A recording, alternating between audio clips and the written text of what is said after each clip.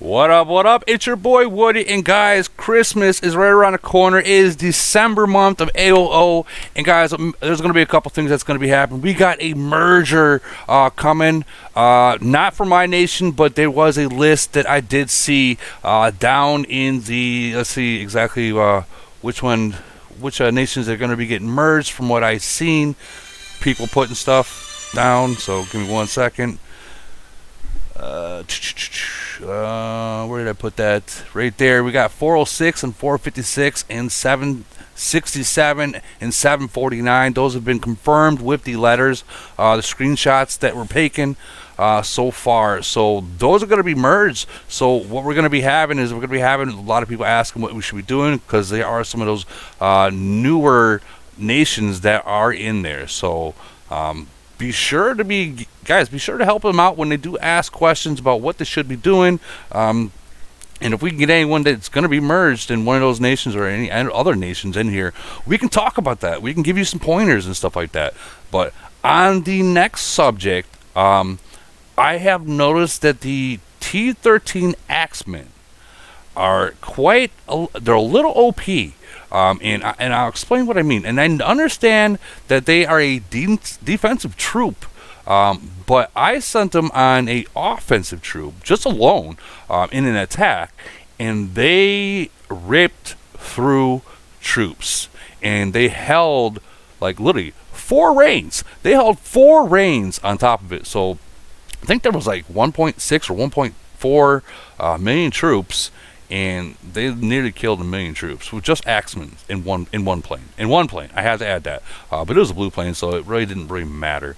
Guys, what do you think about these axemen? Did you guys heard any good things about them? Like, did they get buffed, or did they? Like, I'm always assuming that they are literally for defense only, but I don't know. I'm quite impressed with them. What do you guys think? Oh! It looks like we have another subscriber. Thank you. But what I'm gonna say in my point of view about those axemen is, because if you look at the axemen themselves, they're in here. They're in the recruiting part. It says right here, and they're skilled for defense, but they do have a battle power of 16.5. HP is 2643. Let me show you if I can pull up this report real quick. We'll pull up the report and we'll watch it. They do work, guys. They do work. So this is definitely good. If you guys also have any questions, please do ask. Don't be a stranger. Ask these questions. We're here to help you guys out in the game. So let's see. Sorry, there's a lot of reports, guys. I apologize for that, but it is what it is. I will get down to it. I think it was this one. We'll watch this video, and yeah, I just sent just Axemen's 450 something, and they ripped through them. And I'm liking it.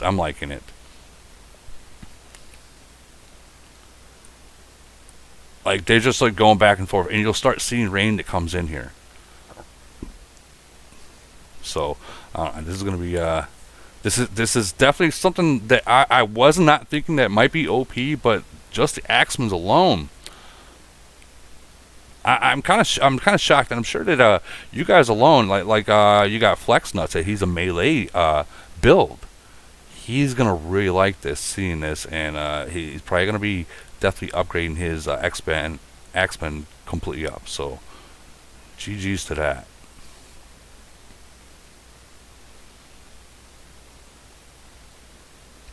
Yeah, they're just ripping through that. They are just ripping through that.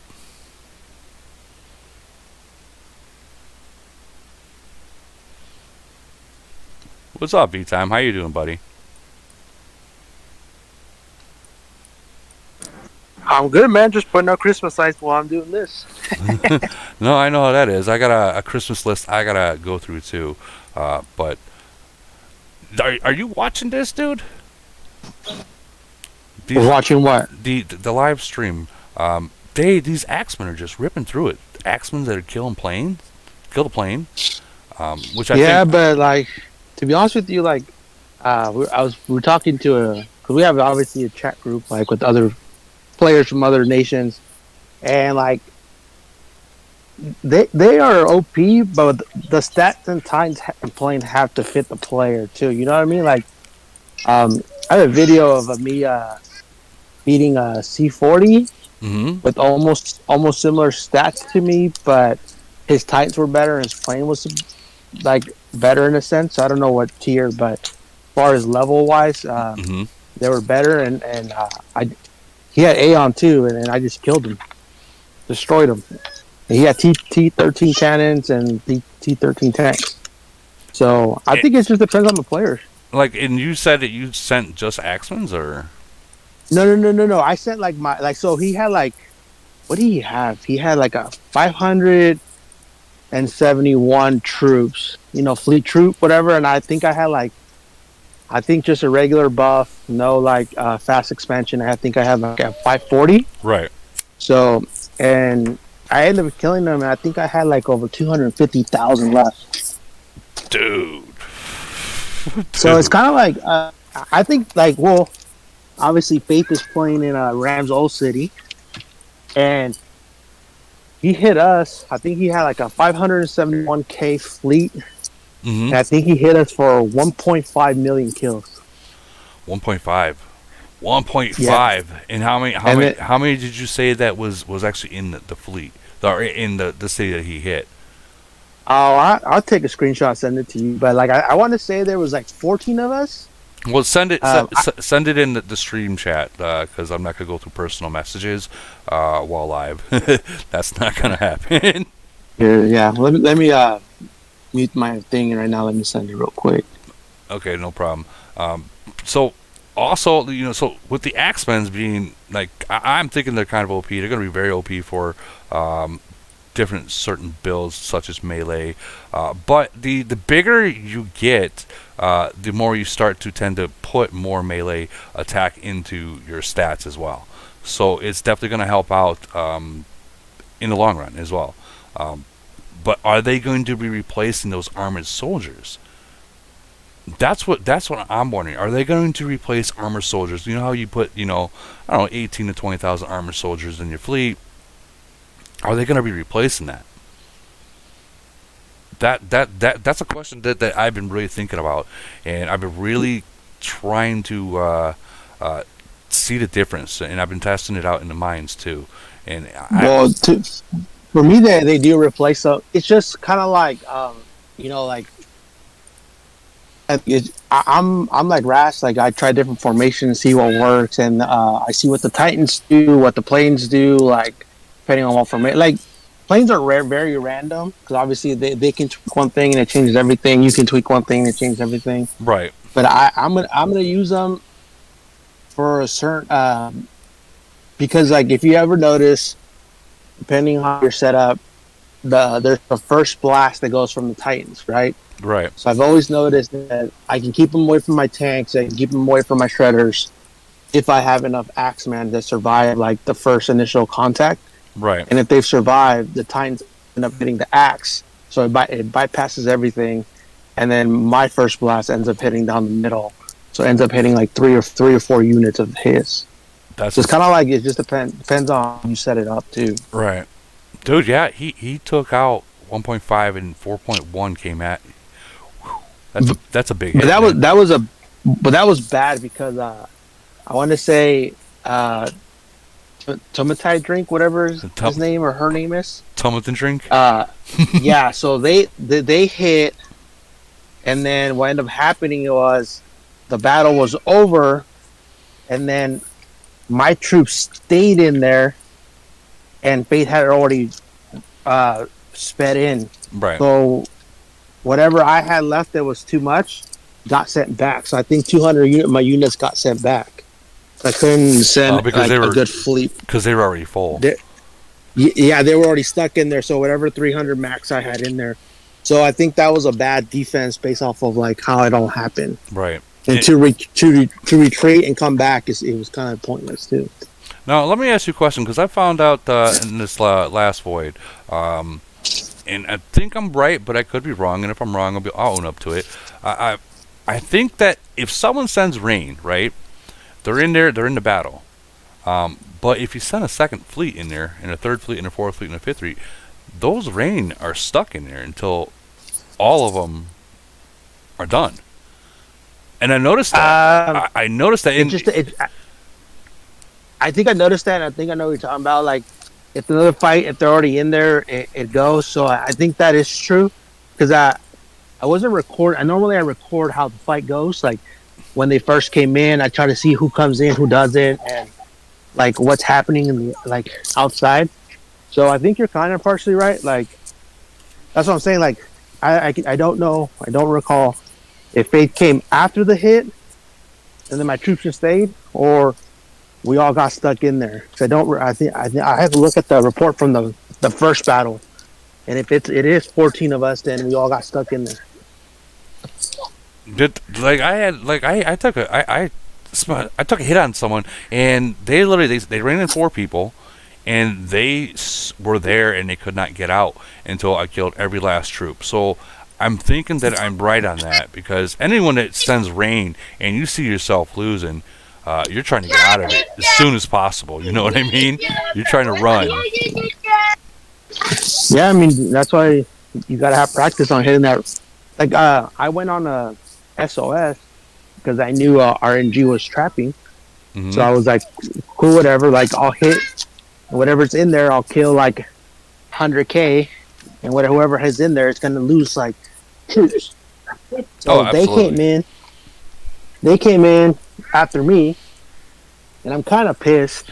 And then I hit recall, like or retreat, whatever, and they didn't hit retreat. And I'm just like, I told them like, why didn't you just hit retreat after you saw that like it was a losing battle? They're like, oh, they're not used to it. So it's kind of like, oh, all right, I get you.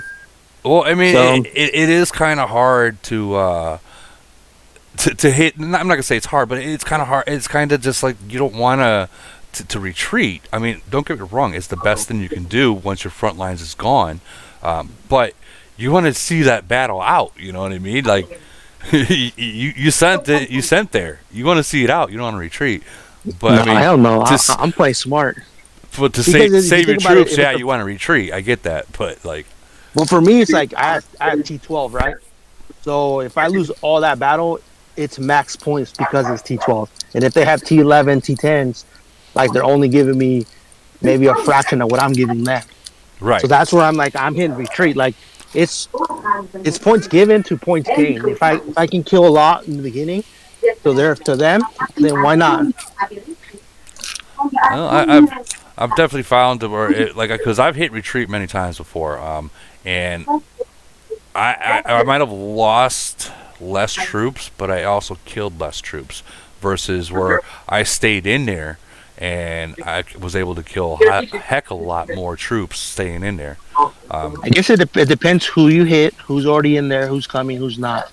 Because it's like, you know, what does your plane do? What does their plane do? And you're kind of just playing that, like, who's nerfing who at what point. Right. Who's got the bigger set, basically? Yeah, so like in this case, Faith has a max city with a gold plane. He's gonna do the most damage. Right. So, but yeah, I was like, all right, we have 14 in there, and all I see is the bar start to move. I'm like, there's no way he should win this fight. Luckily, he didn't. So, are you guys getting merged? Well, I don't know. That's what we're hoping. Did you guys get that golden ticket message or this month or yet? Yet or no? No, I don't know. I've not heard anything about no gold ticket. Well, you know what I mean by golden ticket. I'm always thinking about the Charlie and Chocolate Factory golden ticket merger. Oh no, the message. No, I just know 406 got it, and then whatever nation above them got it. So 406 is getting it. Yeah, I think I put that down there already. 406 is going to be merging with 456. I'm wondering, is that going to be a good merge? I don't know anything about 456, so. Well, I was just talking to a teammate, and we are talking about that. Like, if you look at them, they have a lot of kills, and I know they're in Civil War, but I mean, it's like Big Bird City. I think everybody sees like, oh, they don't have 2 million Titans, whatever, this and that. But like, you don't know if in a group setting, Right. if they have the numbers. So if they have the numbers, then okay, yeah, they can be at 343. Where like you can kill a lot of cities with numbers, just activity. So it's kind of like everybody wants the whale. They do, but at the same time, they don't understand how much pressure the whale's in, like to succeed. I'd rather have it kind of like 372, 385, 340, 343 have it in some other nations where like you're not depending of one player, you're more dependent of activity, and then you're going to end up getting farther down the road. So Well, what you don't have in quality, in a sense, you have in quantity. well, Big Bird's merger. At first, a lot of people are like, "Oh wow, out of all of them, they got the worst." But That's what I'm saying. after their void and after they organized, I was starting to look. I was like, "Wow, you know what? That was actually a really, really good merger." They put their differences aside and they made it work. So Yeah, but GG so to them. I look at 320, and they haven't merged the two biggest alliance, and I know there's still animosity there for what happened, and like they just, I mean, technically, I think they went up against Chicken's old nation, and that's like the best nation in Void right now. Was But it it kind of 269?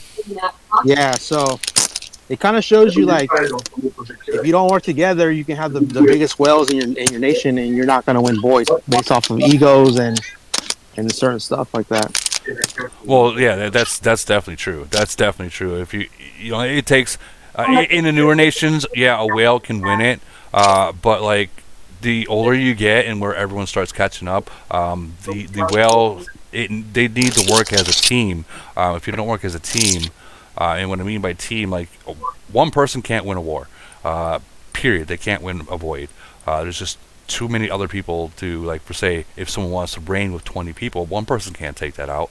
I mean, there are some, but I'm sure you know what I'm talking about. You got to have a team.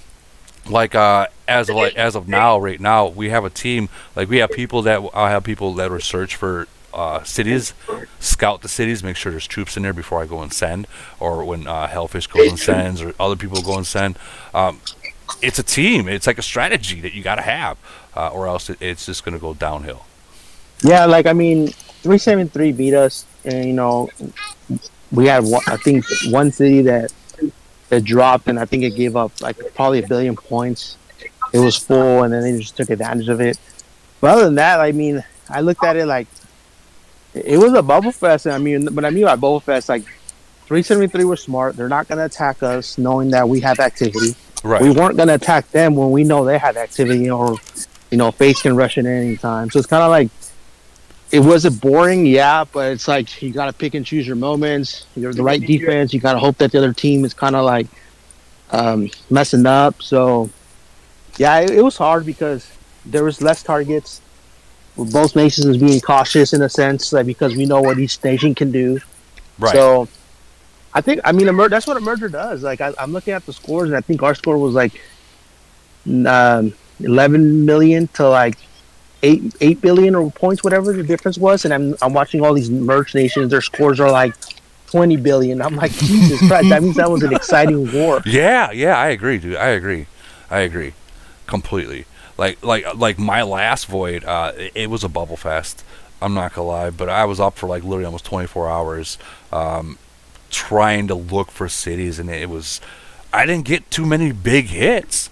But when I did get big hits, I sent all fleets in multiple times to try to get as many points as I could, because I know that players are not going to bubble. I mean, players are not going to unbubble. So to get those whatever I can, you got to take what you can and still watch your back. Well, I think you're experiencing what Ram experienced in the beginning, where everybody was kind of bubbled.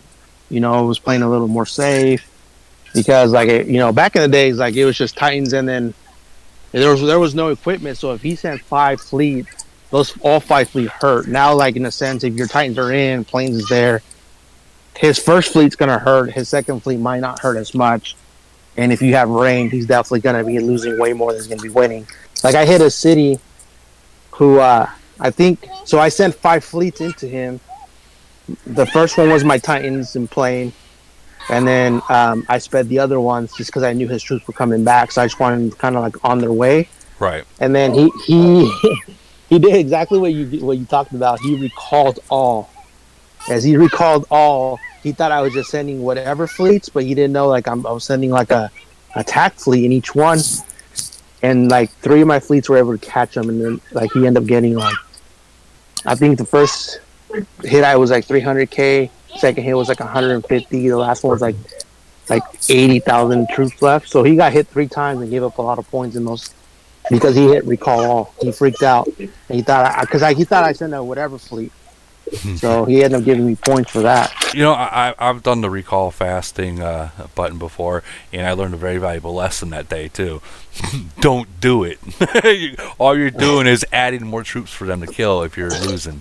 Um, Well, I mean, I guess it depends who you are. I guess you know what I mean. Like I've hit recall all, and you know, like, uh, but in a sense, like at that time was like 3 million of my fleet coming back, so like I wasn't scared or nervous. right. If you have 400 or 500, you're going up against my 3 point something million, and I'm not a, you know, I built my city to withstand the hit and be able to dish the hit back. So it's kind of like I guess it just depends where you're at that point and how you build your city.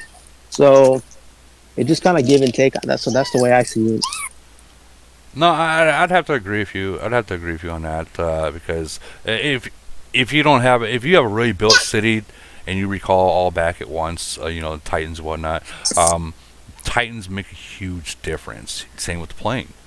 But like I've always said, and I've always heard that you can have the best plane in the world, but if you got really bad Titans, um, they're not going to be they're going to be good, but they're not going to do the work that they're meant to do. You know what I mean? Yeah, what's hard for me because I mean I have level 28 male Titan and level 29 female Titan. Mm-hmm. So like my Titans are not like level wise they're not huge, but I want to say overall power they're at like close to 1.8. That's So it's like still pretty. I mean, that's still pretty strong. so you know what I mean. So like I look at that and then I'm like, and if I lose a battle, let's just like say like you like uranium mine battle, is because I look at their Titans and they're at 2 million battle power for Titans. So Mm-hmm. that means that tells me, depending on the level, that their equipment is very high, or their talent level or level is very high, and that's what I'm losing to. So which I'm okay with. I mean, it's a uranium mine, but come void, I mean, we're coming with numbers. We have a couple players with gold planes, so at the same time, it's like I know how to utilize what's around me, and I know when to attack by myself. So it's kind of like cat and mouse game No, I agree. in the long run. I agree 100%. Like going to attack by yourself with like if you're going up against someone that's got like 80 million BP and you're trying to attack yourself, not a smart idea. That's not a smart idea. Unless you're gonna like if you're a big city, a whale city, and you're using an SOS, that can do some damage to them. And for you, all it is a heal. Um, Yeah. Well, I mean, for example, what you just said, like, so I talked to Valkyrie here and there, mhm. and she's a great fighter. Absolutely, You know. she's always on the top 10. Always on the top Yeah. 10. Always, no matter So what, she will be there. it's funny because we were battling, and then she started off hot, and then I'm like literally right behind her, Hmm. and she's like, "You stay down there." And I'm just like, I was like, "We'll see. It's still very early," but I look at her BP, and we were talking about where she said 37 million BP. So technically speaking, she just has one fleet, and then she just has enough of what she needs to, so when she attacks, she can keep going. Right. And it's like, and it's hard because like I'm like, damn, like I want battles, but she really isn't losing. She's a dangerous player because I know that no matter what I do, how good I am, it's one of those split seconds. Like, does she bubble 5 seconds before she gets to her city? Then it's like whatever. I know no matter what I do, I can't hit her city because she's not going to be there. She's not going to care that she gets hit because nobody cares about resources at that point. No, So no, it's like, you really don't. so I noticed a lot of RNG has that type of castle where they're maybe 4 or 5 fleet max. So they're always going to be empty. So it kind of becomes like, I think it's going to be harder unless you're going to go say F it and let's do big battles. I know it's a trap, but let's go. Well, If I it's gonna mean, come down to that. we all hope for like big battles. We do, especially like when you're having to bait someone when it is a bubble fest. You're hoping for that big battle, and it's funny when those big battles usually happen is because someone's bubble dropped, they're not online, and you're trying to send rain just so they don't get zeroed out, and those are usually when those big battles really happen. But Uh, but in that case that you were saying about Valkyrie and people having only like enough for yeah. 5 fleets, yeah, it's hard because they are going to hide those troops. They're experienced. They know better. They'd rather you waste your speeds trying to attack them. And when it comes to resources, I mean, look where I'm at. I'm at 3.9 feed, 3.9 oil, 3.1 steel, and nearly 100 million minerals. I mean, it doesn't matter at this point about the resources, maybe the minerals, but very little bit, you know what I mean? Yeah. It's all about the troops, but But I mean, I'm hoping I get a message within the next couple of weeks of merger, probably in January or something like that, or January going into February. well, I mean, everyone, your nation, 373, right around that time, and many other nations, they are close to being merged. It's that time. It's that time to where you're around that time. I've noticed how they with the way they do it is like they'll start at the bottom, merge them all the way up, and start moving it back up. And once they get to the top, like the thousands nations, they start back down, and then they go back all the way up, like kind of like like an elevator, kind of if that makes sense. So you can always tell. Right around time when it's around your time, but if you don't meet their standards, which no one really knows the 100% truth, what the standards is to be merged. I mean, it's you got to prepare. You got to prepare. If you're not prepared and you're just like wasting you're wasting. Your nation's just too fat, is what I would call it. Too fat. You wasted your turn.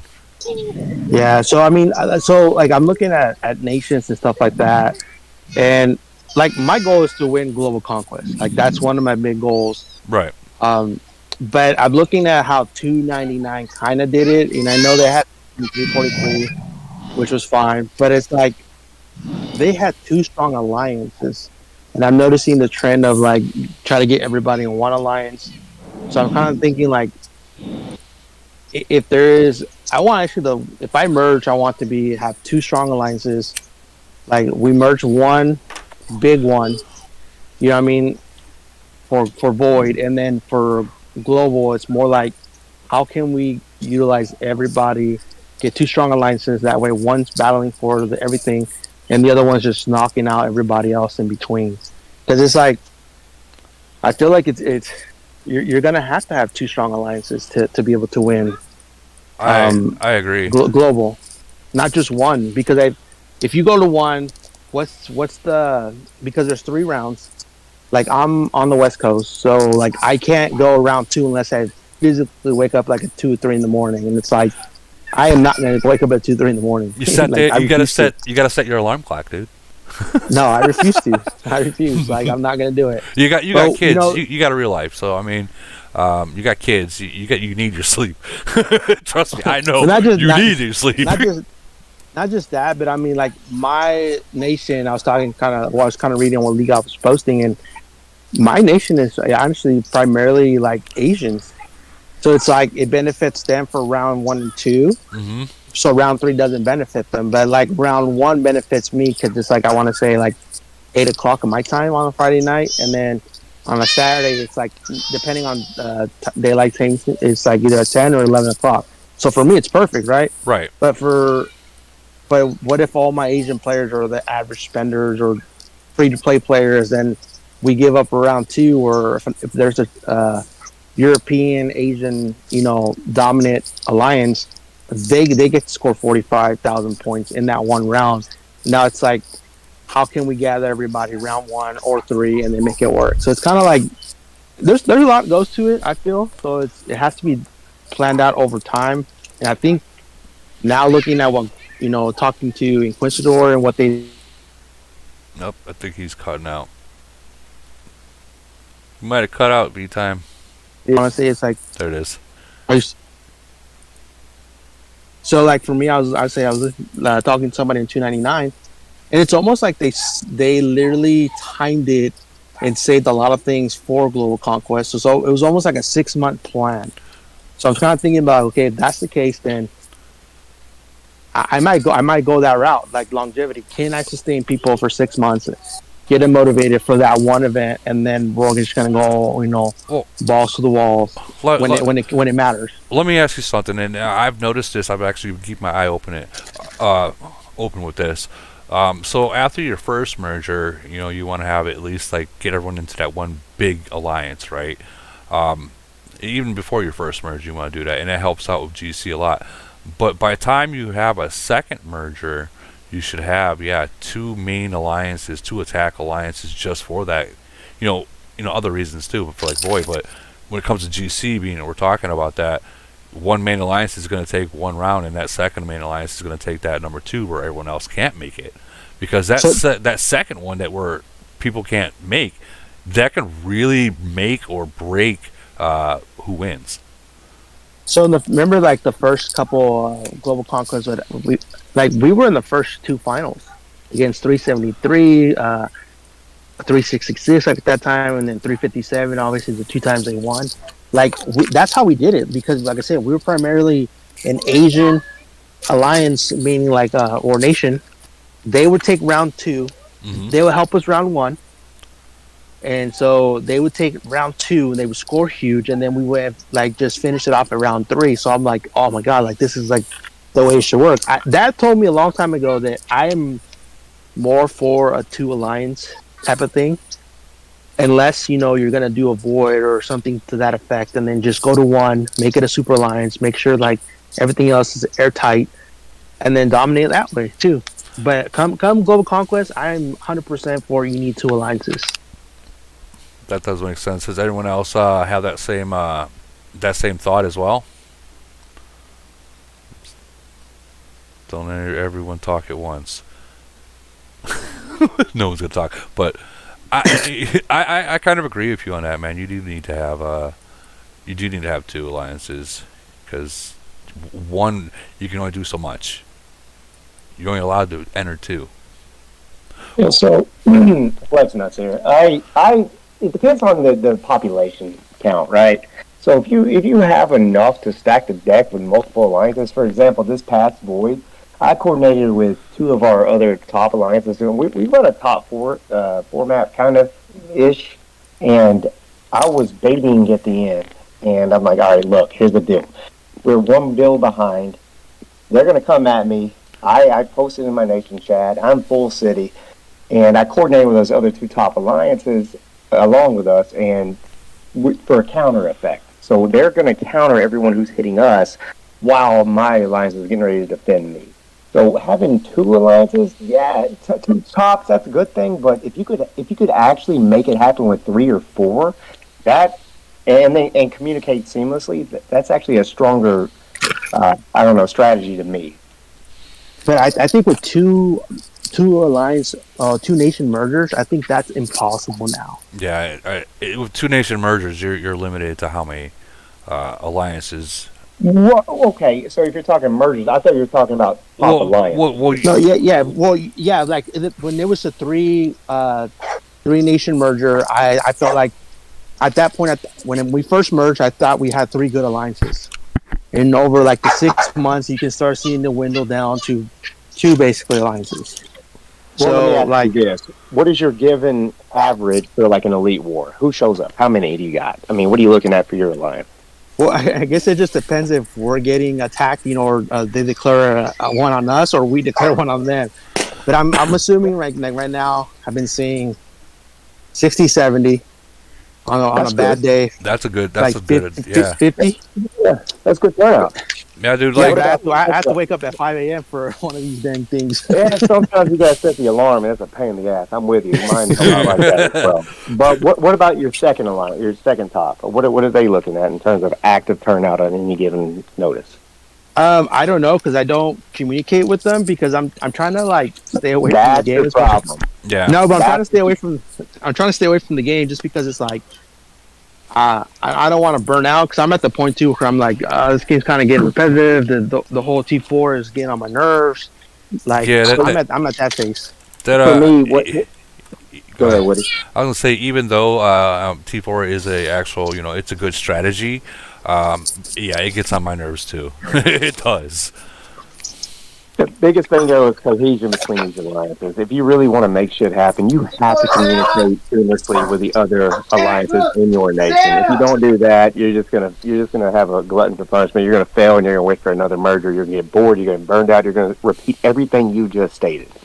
Agreed. So having that Yeah, fun. but to V Time's point though, like and also to kind of complement a little bit of what Flex said, like you yes, you have to take part and you have to enact some activity, but it doesn't mean you have to like make it another job. Like spark a conversation, kind of get this thing going a little bit to where a couple other people, like call them leaders or other alliances or whomever, like help them get that ball rolling. So that way, when it comes time to, hey, let's execute this idea or strategy type deal, then it kind of became seamlessly because you brought this up along the way. You can check your phone every now and then during the day or whatever. Hey, we don't like this, we do like this, and when it comes to game time, it's a lot easier. Like that's the. I think you can do it both ways, but you can't do it like just kind of like. And I'm not saying like don't step back because everyone needs that. Yeah, but sometimes I you need don't to have think, some time. Yeah, for sure. Here's what I recommend doing, and this is what works for us. We utilize a Discord channel that has the top leaders for our alliances in the nation. So we communicate at all times, even in void war, this and that. But we understand that we're separate alliances. But when it comes down to it in an actual cross-nation event, we have really good cohesion. And you need that in order to really build. I mean, it's hard to bring in new players, but to maintain what you have to build that enjoyment up. You have to maintain it, and you have to make everyone still love the game. And that's kind of a difficult thing, but it doesn't have to be a second job, but you do need to have consistency and communication across the board with the other alliances within your own nation. Well, here's a question. When we were talking about merger, when you get your first merger, or even your second, at that matter, the people that are not up to keep, or they have fallen behind and like not advancing their city as much, that you've actually gained a relationship with them. So like telling them that, hey, you gotta have to leave, that can that's always it's hard, but Yeah. I mean, but the players are like that. They gotta think that, look, we're doing this for the nation. We're not doing it because we don't like you. It's always a pain in the ass. I've had to do that. Well, people have to recognize that of the game. Like, hey, if you've got to this point on a skateboard and everyone else is using, motorcycles, you're going to get left behind. Like, do you want your time to be utilized here, and it's useless, or do you want to maybe do this and it can still be here and be beneficial for either, what you want to do, or go to a new nation and do something like that, and you can still begin the fun all over again. Like, people have to be very, very, very honest with themselves whenever they're pursuing playing at that point, whether they're a free-to-play player or they spend, say, moderately, and they've just been kind of outpaced, if you will. Well, a lot of people they don't look at it that way, unfortunately. Yeah. But I mean, it is what it is. I mean, you gotta every R5 has got to look at their nation, look at everything as one nation. You gotta like work as one. So if you got to make that decision, and the best way to make decision is, obviously look at their city level, look at their reputation, see if they're actually active, see what their strengths are, like what can they do in Void. Are they able to start scouting for you? Are they able to find cities that you need to find faster than others? I mean, that's a key player to even keep in your alliance, even if they're like lower. If they're fast and have something to bring to the table, that's something you want to keep in your alliance. Like, yeah, but for me, it's like, so with Flex, I agree with Flex. Like, it's good to have a line communication. Like Ringo said, like I literally had to take a break because I was tired of repeating myself over and over. And then they're not seeing. They understood what I was saying, but they're like, "Bo, this is how we enjoy the game." And it's like part of me, it's like I get it. Like I don't want to take the fun away from this, but at the same time, like it and I try not to get mad because I spend because I want to win. You're competitive. You're strong. competitive. That's like down the line. You're competitive.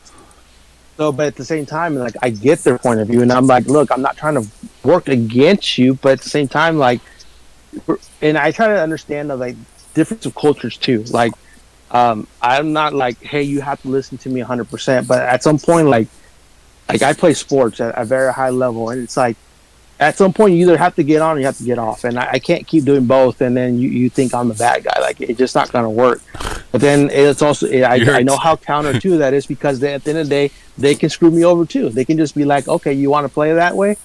Bubble drop, bubble drop, bubble drop. Well, there you go. That's when if they intentionally bubble dropping you, then they go on that red list, and they're gonna live under that bubble. So what we do is, even our own alliance, and we're a top alliance in our nation, and if that bubble drops, we do 7-day penalties. Like, you're out of the alliance for 7 days, you fucked up, it's okay, just, do your time. We maintain a standard, and this goes across the board with all these top alliances. So we have 4 tops, and we maintain consistent communication, but we all have the same parameters and understanding that if something like this happens, that player is removed for 7 days, and we implement a punishment in that regard, but we're all on the same page with that. So you have to communicate, and if you want to have any type of growth, because if you don't, then you're just going to have a lot of people bitching about the same things, and it's going to be rinse repeat throughout history. So you have to fucking put your foot down. I agree. I agree 100% with you with that. Like for instance, like I know we're not merged yet, and I'm kind of being really lenient to the people because they're still learning the game. But like, for instance, like when we get merged, if we have an R4 that drops their bubble, mistake or whatnot, he's gonna be demoted. That is what it is. It's something that you should know. You've been playing a game for over a year. You should know that if you log off to your city, you need to put a 1-day bubble on.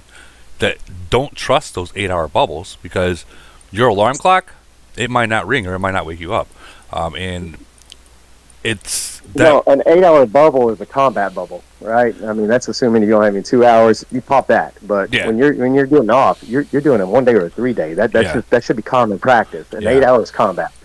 And I completely agree 100%. Like, and I try to explain it to a lot of people. If you log off, you put a 1-day bubble on. Period. I don't care if you're gone for only 20 minutes. If you log off that game, you're putting a 1-day bubble on. But like, if their bubble drops again, that second time, well, then they're probably going to get removed and asked to go to a, as we would call it, the academy, because they have something to learn again. They have to. I don't know how to explain it, but it's they got some learning to do. I get what you're saying. We used to do that too, but now we've cut sling load. We were like, all right, if you drop your bubble, you're out of an alliance for 7 days. No one's going to accept you for 7 days. This is just common practice. You can go join an academy. You can do that, but 7 days you can come back. Right. That actually I like that. I might actually consider that because 7 days not being able to talk to anyone that you're usually talking to every single day, it's kind of like torture. I'm not gonna lie, man. It's torture. It's effective. We haven't had any repeat offenders after we've implemented this. We've been doing it for about 4 months now. We do it across the board. All the top, 4 alliances. We all have the same standard, right? And it's become quite effective. So no one's going to accept this player if they get booted out for the 7-day bubble drop. I mean, they can go to a farm, they can go to what you call an academy. That's fine. Go get safe. That's okay. But you ain't gonna be able to talk to no one. No one's in them fucking alliances other than the farmers, and they don't even fucking talk. So it is a punishment. It's a mind fuck. Yeah, you're absolutely right. They can't do EW. They're sacrificing the reputation points and merits and stuff like that because of plenty of these events that you got to be there a week before you can participate. So I mean, it's a slap on the wrist. But at what point do you say, okay, enough's enough? Now it's time to zero you out? Well, you gotta consider a few factors. Even me, if I was to drop my bubble, I would withstand the same punishment. The difference is, I can deliver different results than someone that's maybe like a mid-tier player or something like that. But you still got to maintain a standard, and even an OG. I don't know. You don't want to go zero these players that are active but makes a mistake, and then you got to consider how frequent are these mistakes being made. Is it every void? That's what I'm talking about. If it's happening more than once, I get it. We've all, even OGs in big cities have, it's happened once or twice before in their whole entire gaming time. But like if it's a repeat pattern, like if it's like 3 voids gone by and every 3 voids your bubble has dropped, it's at a point where now you're liability to the nation, because you've already shown the whole entire nation that your bubble's going to drop 2 hours before it's over. And if we have a lead by 100 million points, you're the deciding factor of if we win or lose. Yeah, exactly. So then you got to draw. Look, he's fucking us up. Yeah, so you got to pull the trigger, or you got to have a standard, and that's the beauty of it. If you don't have a standard, then you're gonna have this conversation throughout history, and it's gonna be like, well, so and so has never bubbled ever, and they're still in the top just because they're popular or whatever. But you gotta find that foothold. Why do I got a feeling that you're talking about me? No, I'm actually talking about me. Oh, well, you can withstand a hit and still come up on top. Like your BP and your melee, they're not going to get through your front line.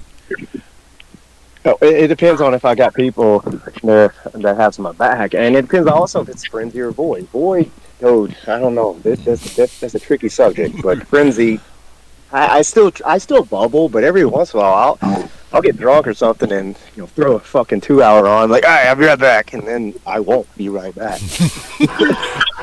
Come back in the morning and you're like, guys, I'm sorry. Yeah, I got to go through the stages of. I had to mute you, G-Pop. Sorry. I don't know. This is always a very tricky topic. It is what it is. But somebody's jamming out. I had to mute him. You gotta learn how to not use your mic and listen to music when you're on a live stream. Woody, you should feel impressed. Someone wasted their American Idol audition and also joined your podcast. So come on. Can you mute him all the way through? Woody, he's still bleeding through. I don't know how that works. Yeah, he's pretty loud. How's that? How's that? Is he gone? Yeah, it's bad. Yeah. All right. Yeah, as Simon would say, that's the most awful. That's more gooder. That's more gooder. Hey, I don't know. Hey, who's that? Whoever's watching on YouTube, be sure to turn the volume on YouTube down. Hey, Guns, the guy with Freddy. Yeah, that's who it is. Right there. You got the finger on it. Yeah, but so I was reading the chat. Someone said I should have hit Valkyrie more times to get her. I got it. I apologize. It's okay. It's okay. It's cool. So it's funny because Valkyrie did message me like, "Do not hit me. I don't need to lose any refugees. Like, don't be an ass." I'm like, because I just gotta laugh. So I didn't really hit her because I know her. So it's kind of like I get her point. She's not hurting us really. So I wasn't just gonna keep hitting her. So she had to be like at 0 refugees. Like, I made no sense since I'm not even gonna be hurt her anyway. Right. Well, So I mean, reading one of those chats. the only way you get about hurt like that is catching the fleet out, or like hitting at a mine or a tile, which we do it. That's where people will send their fleets. One whole fleet to a mine or a tile.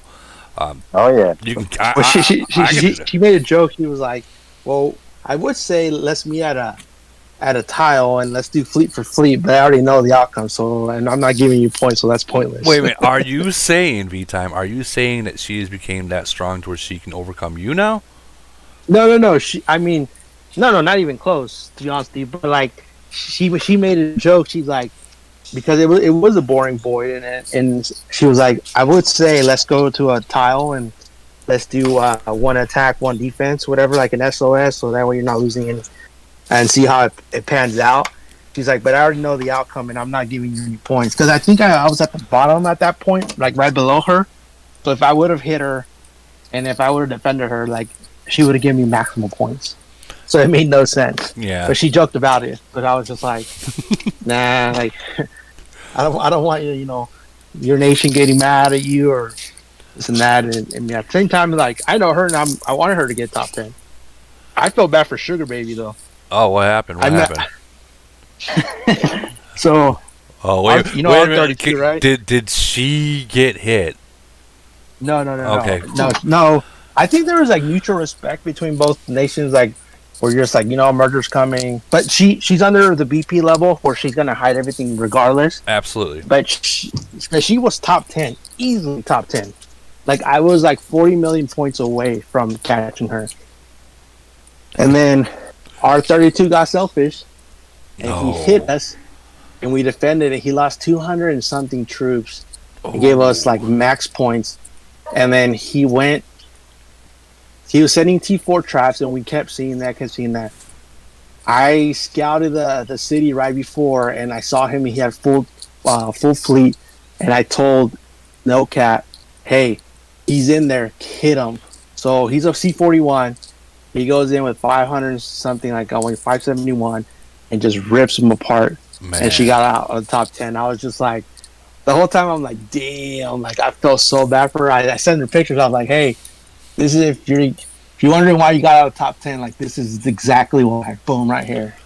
Oh. I would have been livid. I would have been like, nah, he's burning. Period. Like, can't stand that. Sugar Baby, how did you guys feel about that? I know it's been a while since I've been over in 373, but how did that make you guys feel? My feelings were hurt a little bit. I'm not gonna lie. No, it was whatever. I mean, I thought you were serious for a second. I'm like, wow. No, she was mad. I mean, I was kind of mad, but R32 didn't make top 10, so I kind of had a little satisfaction in that. Mm-hmm. But I did write him, and I was like, I'm disappointed in you. I hope you'll do better. Tell her exactly what the message said. Tell everybody exactly what the message said. Okay, don't water it down. We had a conversation about it. Well, it's all good, but I said, let's see. I swear I can see like literally pointing fingers, beat red face, you mother. I was like, V-Time showed me your attack and knocked me out of the top 10. I'm disappointed. I hope you'll continue to improve. And then we had a conversation about maybe how he can improve. But honestly, like, he does kind of do that every time, so. Yeah, he does. But that all depends what alliance you're in, too. Like I've said before, he's in the wrong alliance. But that's his fault. That is that's fault. on him. Like, I feel like, though, the way he plays, honestly, is very selfish. Like, the whole time I'm like, all right, dude, like you're just looking out for yourself, and I get it. You're gonna get top 10 and get some of the better, rewards and stuff like that. But like, I look at my nation. If I see somebody that's like doing very, very good and they're top 10, and I'm like, okay, I can do a hit. Like, there's been players on my team that are like, hey, you know what? He showed up. He's actually like doing very good. Like I said, he even tells me, hey, there's this target. Can you go hit it? I'm like, nah. It's like, you go for it. And if you get in trouble, I'll back you up and go in there and help you out. Right. I said, you're a top 10. Like, get the green bubble. Like, get the blue bubble. Like, it's cool. Like, I won't ever take that away. And I've done that multiple times because, like, I know the sacrifice that it takes, the money that it takes to be able to do a top 10, and the amount of hours it might take to do top 10. Agreed. So I'm just like, nah, like, go for it. So when I saw him do that, I was literally pissed for her. And I told my clients, do not defend anymore. He's just going to do this. He's not getting top 10. Do not give him top 10. He was trying to feed himself points, but, like, I think also just, like, that build was so painfully slow that, like, the fact that we even got that many points, I was like, all right, I'm good. I can chill. Because it was, like, there was literally nothing on either, So you guys are bubble tight. You guys are pretty much like mirrored nations. Like when it comes to strategy and group attacks. Yeah, I think they're similar, but I think V-Time, you have like 4 real alliances. What if V-Time? What if you said if you got 4 real alliances like they're saying, and you said it takes 2 main alliances? Why don't you put those 2 big alliances together from the 4 and just stick with the 2 main alliances? at the end of the day, like those two alliances are free to play players, and they want to play their certain way. So we kind of like told them like, hey, you have to do this to be able to play in the game, because like people send me screenshots, right, or when we do a void or a frenzy, just to kind of see like, okay, is this person a repeat offender of doing this all the time? Not yes or no. Or then I'm like, okay, what do their stats look like? And then I'm like, dude, legit, they have like 300 LRA and 200 like melee HP, and they're like on an active alliance. And I'm like, there's no way you can be a serious alliance. So like, she said there's 4, She said but there's 4. not. They're technically just free to play players. I leave them alone. I don't bug them unless they're gonna cost us. And to be honest with you, this is the first void where they actually kind of complied. Or I'm not burning them. There's another like there's 3 or 4 cities they're running rogue right now, and they're burning everybody who has like 40 million BP, 3 million kills, and a million deaths. So they're the ones cleaning up for us, and I'm like, go for it. Those are burnable cities. That right there is where you get some goods. Yeah, so I technically, burn I'm that not the shit one too. doing it. And we have another 3 guys that are doing it. We don't tell them who to hit. They actually hit some of our players too. They wait their turn, their time. They kind of see if like the big cities are active in our alliance, and they don't know when. But they end up having some good hits on some of our cities, and I'm just there like, oh, he hit me, and I'm just like, Here's where I have a problem with this nowadays. See, I've only got probably about 30 million kills in the last couple months, and I have all my Sundays are pretty bogged down. And Sundays, that's fight day, right? Yeah. But I show up for all the Elite Wars, and I go hard. I donate gold shields. I do this and that. But I can see some players that could be donating into their weekday basis and don't have a lot of kills because they just can't be there for fight day. And I can't say that's the case for everyone, but I can see that being a regular thing. But you have to identify that, and you don't want to go burn that player because they can't show up on Sundays. No, I agree. And I'm you know what? I'm kind of in the same boat. I mean, there's days that I'm working for two weeks straight. I can't do it. No one's gonna want to risk their job over a game, and I get that, and I don't suggest anyone to ever do that. But like for when it says void or whatnot, the best thing you can do if you are part of that where you can't participate is just put a 1-day bubble up. Put a 3-day bubble. You're doing your part by staying bubbled, and by chance But to go and kill those guys that are bubbled after the fact just because they got low kills, I don't know. I kind of call bullshit on that. Well, I don't know. Part of me's torn. I don't know.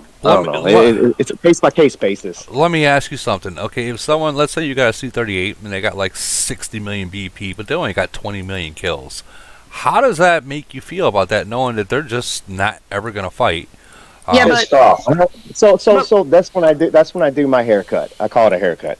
Right, I look at the events throughout the week, and if they're showing up for Elite Wars, if they're there for everything, if they're consistently communicating throughout chat, and I don't know, you just really got to case by case that type of shit. Those players engagement too.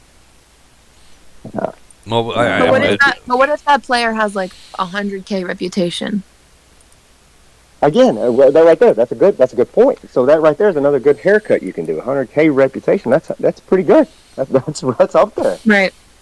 I don't know, they show up for Leaf, Chaos Land. They show up for fucking was it Bloodfest, whatever the fuck that one's called, and they show up for Dual Dominance, Triangle War. They show up throughout the week. Maybe they have this every Friday. It's just no lost event though. It's like for me, like they don't understand the hurt, I guess, or the magnitude of what it takes. I don't know. I'm all for reputation points. I get that part, but at the same time, it's like a lot of us can open the wallet too and do that. Like I rarely spend on DLD or Triangle. I do what I have to. Justify everything for 2 days of the month. Lindsay, phase 5, Boy, phase 5, and that's your character base. I feel like you can't justify that. You got 28 of the motherfucking days. This guy's slinging the load. And anybody that's like done something that's like very team oriented and has been in like something amazing knows there's always skin in the game. When you don't have that skin in the game, like that's where it bugs me. Like when you don't feel what I feel, and we can feel it differently, but you have to know what it feels to lose 100 or 300,000 troops because you're trying to win for the team. And if you can't like have that same skin in the game, like at some point, it's like I'm gonna get irritated with you. It's like Agreed. I see. it's like Go this. ahead. It's like this. You guys send a team attack, right? There's- And that one person decides that I'm just gonna send back row, no fronts, no mids, just back rows. So and then you look at the reports, you see they got 0 kills, and everyone else ate everything and lost all the troops. That's the kind of feeling that you get. That it's like, dude, we're a team. That means we take a loss as a team and we take wins as a team. And when someone like does stuff like that, they're not really being a team player. Yeah, they're helping, but they're not taking the loss. They're not taking the loss in troops that you've spent some serious money into, and and they're saving their butts. But That's shady. it's shady. But- So I mean, but- that's the way. Like that's kind of how I look at that when the people that have these huge PPs and they're just not even participating, and you see them online for hours talking and chatting, and they're just not doing anything, and they're like a huge city. It's like, dude, are you gonna do something? So let me ask you this. Let me paint a different picture for you because, like I said, we're talking 2 events, right? Frenzy and Void. Those are the ones that people are really focused on for some reason, and everyone's like just dialed into that. But you also have to ask yourself, how much more work can you do with a 250 million BP city that doesn't lose consistently in Void and so on and so forth, but can deliver an elite war with fleet after fleet after fleet, and then just never run out of troops? Because a lot of times, I mean, in a lot of these events, you bog down to where you have no more troops. Now, so from what I'm hearing, it seems to me that everyone's considered that losing troops is the way to go. Like, oh well, he didn't lose this much troops. That means he didn't fight. I used to think that way, but I'm starting to disagree with it nowadays because due to all these other events that require high BP maintained, fleet systems, and in order to get good results, you have to have a fucking army. There's no event that Camel has if you can play as a team or with a team consistently that you need a high level BP, a high spender. You do need a very good mix of all, and it doesn't even. You can do it with moderate. You got elite war. You got blood. I mean, all these require high troops. No. You can do it with moderate to low spenders. Like you don't need no. Like people get distracted with the money aspect capture of Camel. Like you do not need that.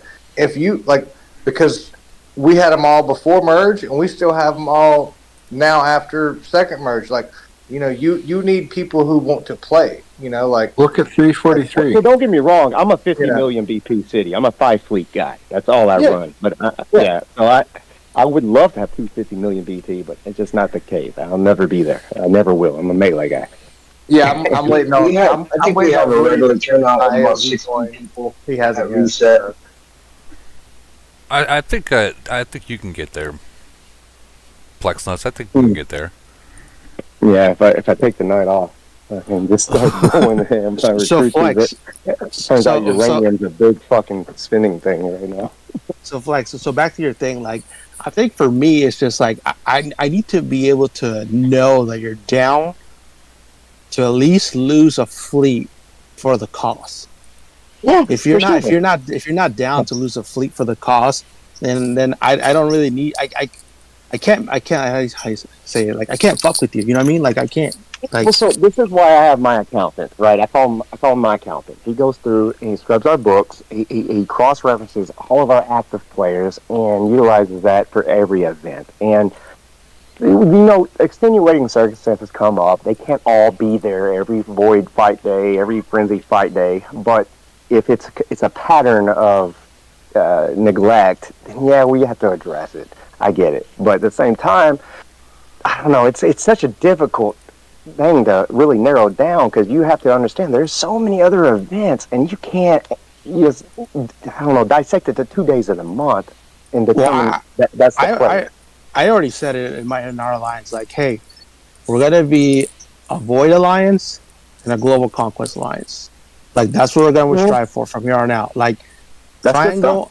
I don't care if you pay, if you want to, if you're the guy that's going to spend and get the points to get the cities or whatever the merits, I'll support you. I'll even let you do all the So kills. that's where perception comes in, because I love Triangle War. I fucking love dual. Well, it's only because you put You got your city Yeah, is like- made is built for those. Yeah, It's- so I mean, you have to look at what V-Pound's saying. right? Because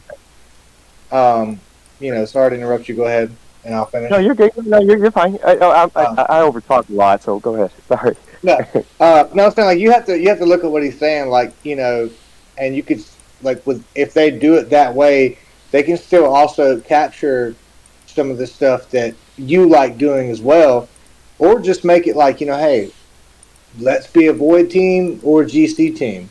He There wants you to go. be a Void. He wants You to have be a to put Void that in team, concrete, though. and Yeah. and I think that's great. At least that's what I enjoyed. And then whenever those other ancillary events come around, you just send out messages. Hey guys, spending's not required. If you do want to do it, because I do spend some stuff that's kind of foolish sometimes on certain items, whether it be for myself or the players, just for honor points, because I want to upgrade some badges and what. If it's that event, or say frags for this Titan, if it's for that event, if you will, you just kind of like tell them that, and then like say you get the Void thing, everybody gets on that same page, you win a Void, and then even though you get to the next event past that, say it's a DoD, right? Mhm. Everyone's still hyped off your previous event. You're like, hey, dude, spending's not required, but let's do this smart. Like, let's have a person or two that's leading it. Checking this, checking that. Let's do it that way. Say you do good, top 4, top 8, whatever it may be. You're definitely just kind of reconfirming that thing. Like, hey guys, we don't mind if you spend or don't spend. Like, we want you to have fun, but let's do inform and get some kind of uniformity here. Like, we're following orders, if you will. We're following direction. Like, we're working as a team. That whole kind of ball starts rolling, and then it definitely does snowball into some other stuff too. Not with everyone, but it's the only way to go, really. Like you definitely do have to choose one path or the other, depending on the people in your team. And like I said, it can be done with moderate to low spenders at best. And essentially, after that, it's just You're speaking our language. I agree with everything you're saying, 100%. But like you just stated, if you're coming into the top 8, like, all right, guys, now we might need to buckle down in this DD. All right, shit. We fucking made it. We got a good lineup. Fuck, shit. All right, we have to drop some money here. All right, but before that, just go moderate. Just spend, a low tier amount. Get your badges. So what I do in our alliance is I recommend capping us off at about 350 points, right? It gets the biggest bulk of the rewards without going over cost. And, and if we do somehow, make it top 16, 8, 4, or what have you, then that's when we start changing direction. But then you also have to consider what you just stated, the Triangle Wars coming up. I mean, there's no event that's never not going to show up. I mean, this is rinse, repeat, and it's always going to be spending. Let me hold on. Guys, hold on. Let me chime in real quick. While we're still on this topic, the YouTube chat is saying like Nikki, love your content. Anyone that's in there, sub to her, give her a like. But she has made a comment that really makes sense. That kind of explains what we're kind of talking about. Losing troops is part of the game. Other non-loss events are based on who has the bigger pockets, and let's be real. That's kind of true. Like Triangle War, you can really open up your pocket for that if you really want to win. like a free life. There's $100. You know what I mean? Well, and Woody, and Woody, you can definitely confirm this too, because like you watched it. Like that's one thing that we never really do. We never, like I said, some people will do certain color items for honor points during Triangle and whatnot. Yeah. But there's several just we'll say moderate to but whatever. We'll say people who spend dollars, if you will. Just put it like that. I'm tired of making it sound all weird. You're absolutely right, man. You got like a nation cannot be an all around kind of nation. I mean, or alliance. No, you have to dial in. Yeah, you have to have like you guys were saying. You got to either be a Void / GC alliance or just the Triangle or DoD and Void. You can't be all around. It's just too much. It's too much. What's going to determine your rule system? That because everyone's talking about, okay, do we boot these people because they have low kills, this and that. So it depends on your nation, right? Like what he just said. It all comes down to what you dial in with, because there's so many events and you can't do them all. Not perfection based. No, you have to choose. But you can definitely rally people around it, and like that's what I was saying, like with Woody earlier, because like he watched it last time, somewhat live, like. Yeah. Similar to what, Flex said, like we never put like a dollar system on it, but Barry definitely always sends out a thing like, hey, this is kind of how we're looking right now in the standings, which of course everybody can see it, but it's just kind of like to, rally the boys, if you will, or the girls or the team, but hey, how do you guys feel about this? We could do this, we could do that. Like, and he'll kind of like gauge everybody's like opinion on it. Like, hey, do you want to spend $1? Do you want to spend $2? Do you want to spend none? And we'll just let it flop. It's no big deal. And there's always a very good, high, like everyone participate consensus on their feelings on the matter. If it doesn't do good, that's fine. Like we'll flop it. It's no big deal. The last time we did it and we won it, that's fine. We'll never do it again. And that was a very, and we've got two very, good people that, run and direct it. And if they're off for some reason, we have help for them. Say they're sick or asleep or whatever, but like like you can definitely rally people around a certain event, and we've done it numerous times. Like I said, moderate to low spenders. Now we have just higher tier players, if you will. We don't really care how much. Like you can make a team and a very hard hitting team, and it doesn't really matter what they spend. It matters on like they're going to play more, or at the very least be on more, which will help, even if it's just people looking for cities and sending targets and whatnot, versus, hey, you've got 5 good people, that spend a good $1 an event. Like, it doesn't matter. Like, we've smashed them all, and we've done very well with it because of... Can I just say something as, like, a lower participation alliance, because RNG is, like, notoriously has, like, 15 fighters, but something we've been doing the last few voids is like a promotion based reward for Void. If you get like a certain rank as an R2, a certain rank as an R1, you get a promotion. And I will say that that's actually really helped our Void participation.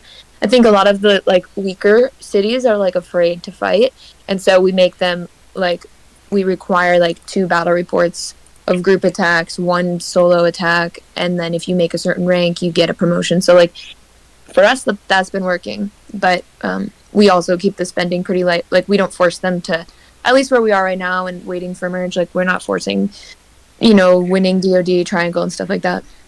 Damn, where was this 15 attack? I was waiting for that 15 attack. So hear me out. This is what I do. Sure, baby. I think that's really good because it creates, like, the whole, fighting or defense or observation class. It makes it, like, all equal, if you will, right? It doesn't, like, separate them. And it definitely causes people to have an incentive. It's like, I think that's very good. And it costs the Alliance essentially nothing besides, a booster seat, if you will. Like, it's, right. I think that's really good, Yeah, our ranks were based on strength for a long time to, like, promote people to get stronger. And I think it worked to an extent, but this seems to have a much more positive response. Yeah, because it's more of like a team type of like, hey, man, like, your efforts don't go unnoticed. Because the strength is just spending. I think what I'm going to do is I'm gonna get with one of the other big spenders, and one that I'm a little above average spender, but there's 2 spenders that are like huge in our alliance. I think I'm gonna get with them and start saying like, hey, you know what? If you finish high, whatever, like I want to say even top 20, then maybe we can like buy them like $20 worth of blue coins or something like that, or maybe a little more. We did that. Sorry. Last thing, we did that this time actually for like our top scoring R3 and below player. We gave them $20 of coins, and I think it did push some people. We had some people make top 100 for the first time, so there's some positives. But I love that. I'm gonna tell you what I do, and what I do is I go for the first 2 to 3 packs in every event, and that's it, unless we have a foothold. And then what I recommend to all of my players is drink some beer, drink some alcohol, because it turns into a thing. Everyone starts spending a little bit more money, and we start fucking shit up. And it's a fun time. But We then have you- like what I call we call it an online bar, right? We're all sitting there talking, and it's more fun. And we drop a little bit more money. We are more successful. Yeah, we regret a little bit more the next day, but the first 2 to 3 packs is what I do on every single event. I don't go ham. I don't go get those $100 packs anymore unless it's the monthly uranium as of now and things like that. And I do buy the Eric packs all the way through. But other than that, I'm a 2 to 3 pack guy. And do it every event. You get badges. You get your what do you call it? The island shit. And it all compounds. And I've always built my city and my methods on compounding. Yeah, that island, that was actually one of the topics I kind of wanted to bring up. The island, a lot of people say, "Oh, it's not worth it." You know what? It is worth it. Like, It's fucking worth it. I mean, don't get me wrong. You're gonna pay for it. It's like going buy a car, but you're gonna pay for it. You want something, you're gonna pay for it. It is what it is. Yeah, but there's only certain items that are worth it. Like for me, the movie theater is worth it. The aquarium is worth it because of the Titan equipment, and everybody went melee heavy. And then I I'm want to all say about that basketball court and that airplane shit. Yeah. Oh well, the airplane. I have the airplane stuff, but like I didn't really. I was whatever. But the duck one for me is a huge one. If you really look at it, what it's saying there, and I haven't got the basketball court because I'm like, I'm to the point where like, man, do I really need to get this? Like I'm doing just fine doing this other stuff. So, but Well, if there's you do it, just don't The go to island the has second a one. duck? Just get the first one. Yeah, yeah, so- it has like a water park duck. So like it helps you out like in battle. But I want to say because we are very attack oriented players, the theater is probably the best thing you can do.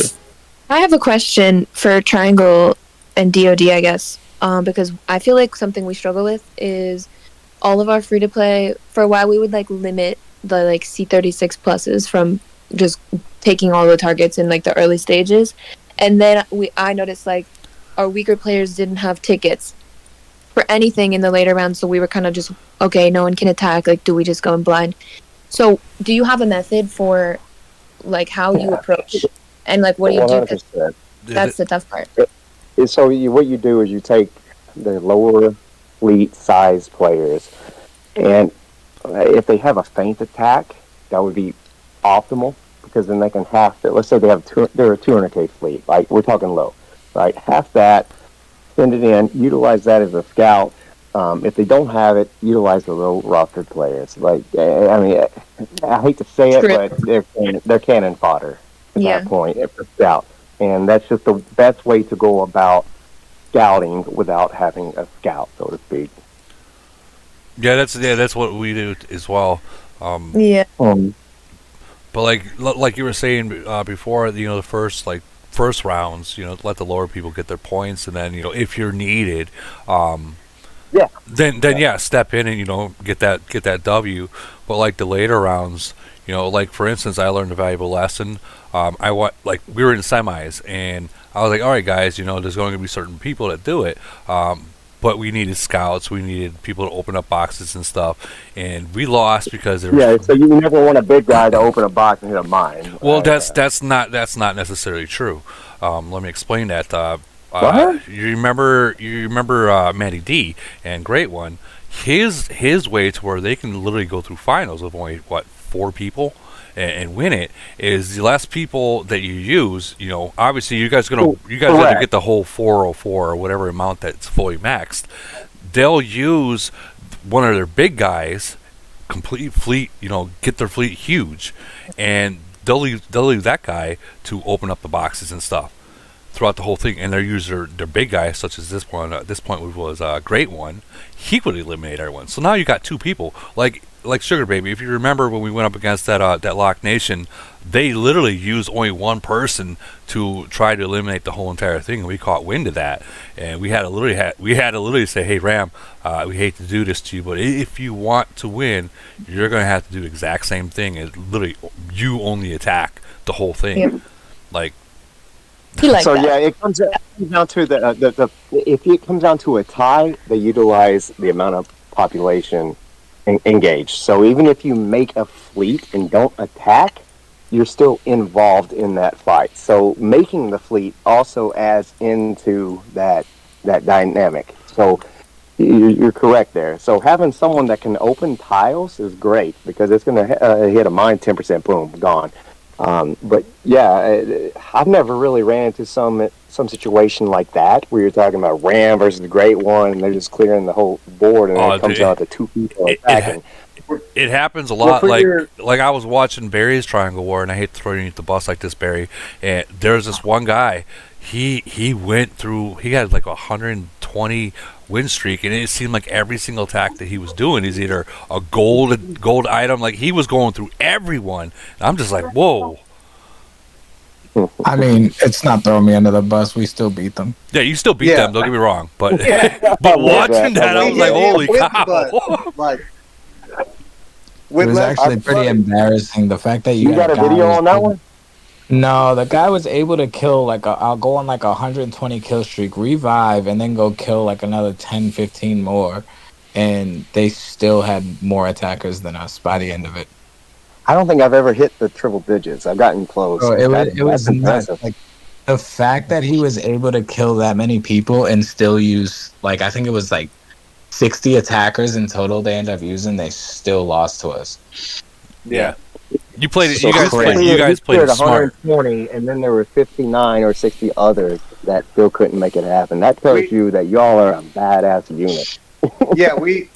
yeah, like besides what they're saying, like with what that guy did and their alliance did, I believe we still beat them by using 5 or 6 less attackers, and obviously numerous amounts of less money.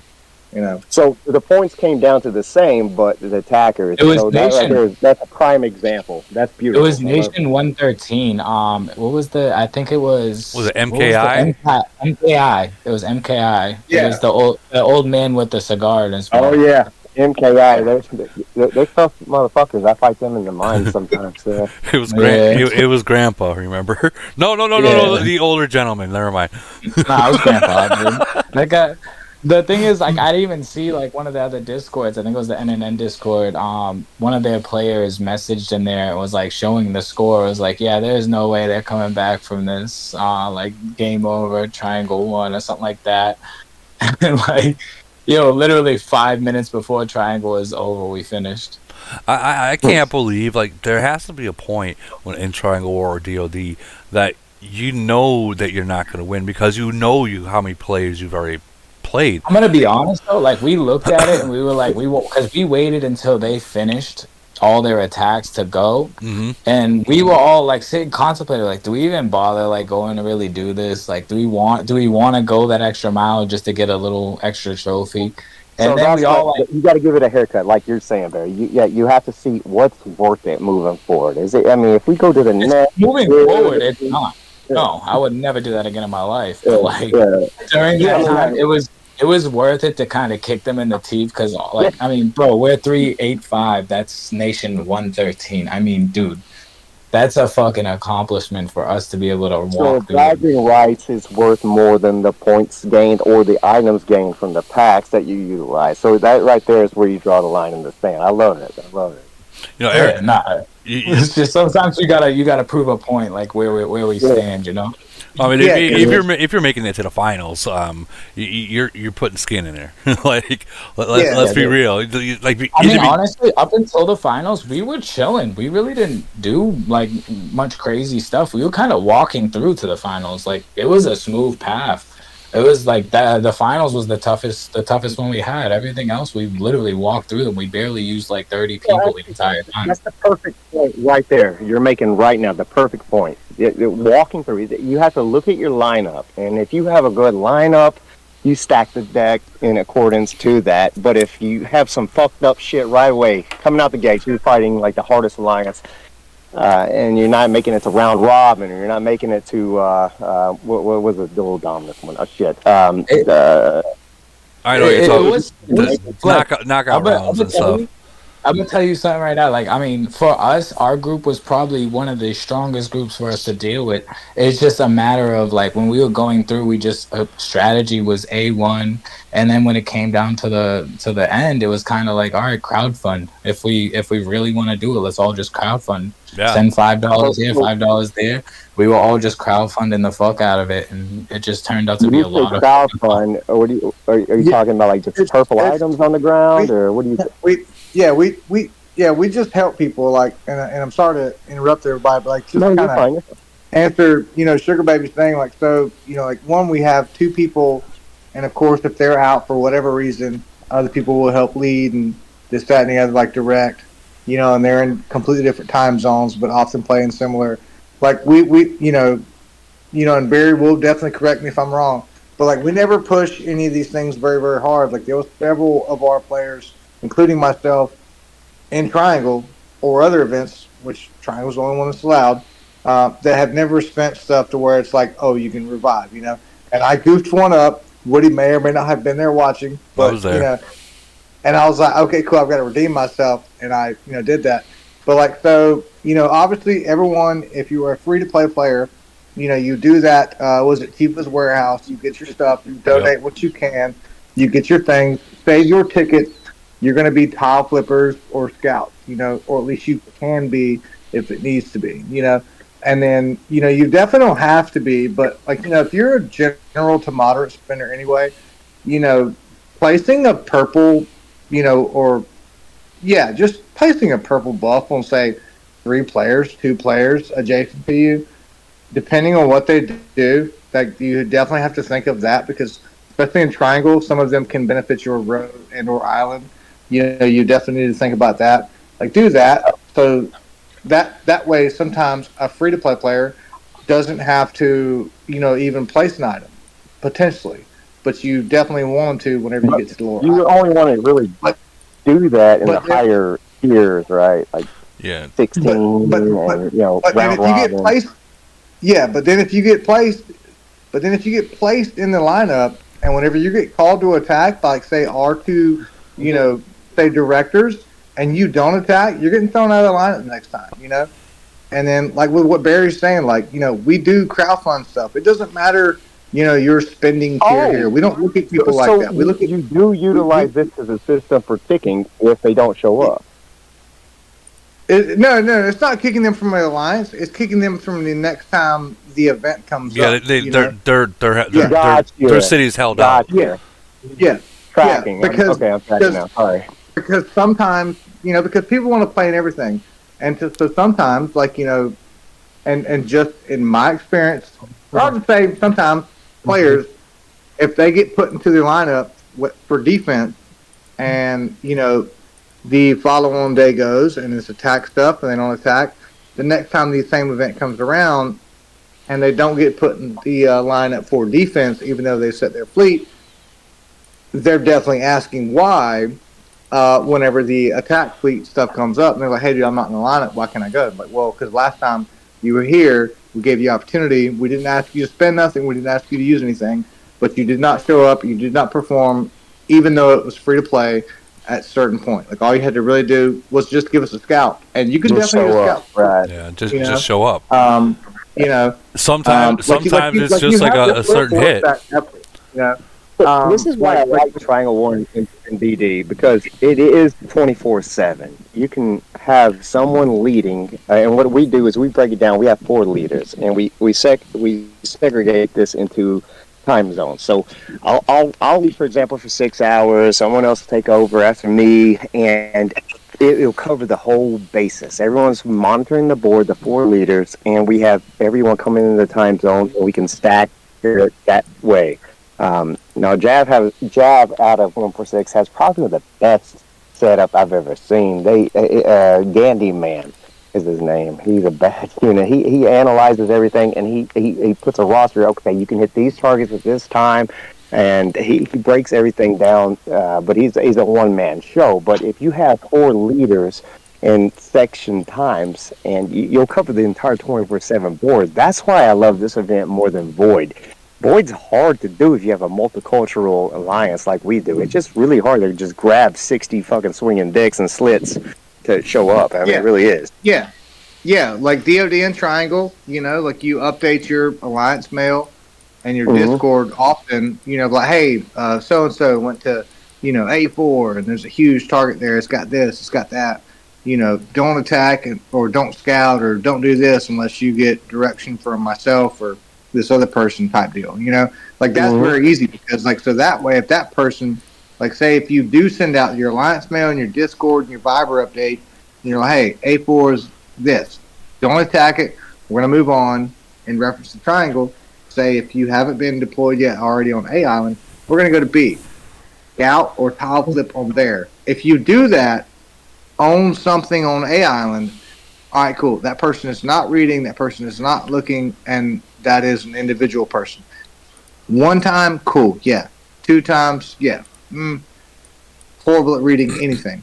3 times, yeah, that person's gone. And again, we don't do stuff like that. But if you don't read messages from our 2 people that direct it, like I said, the leaders of our alliance, like Barry, he'll gauge the consensus on stuff.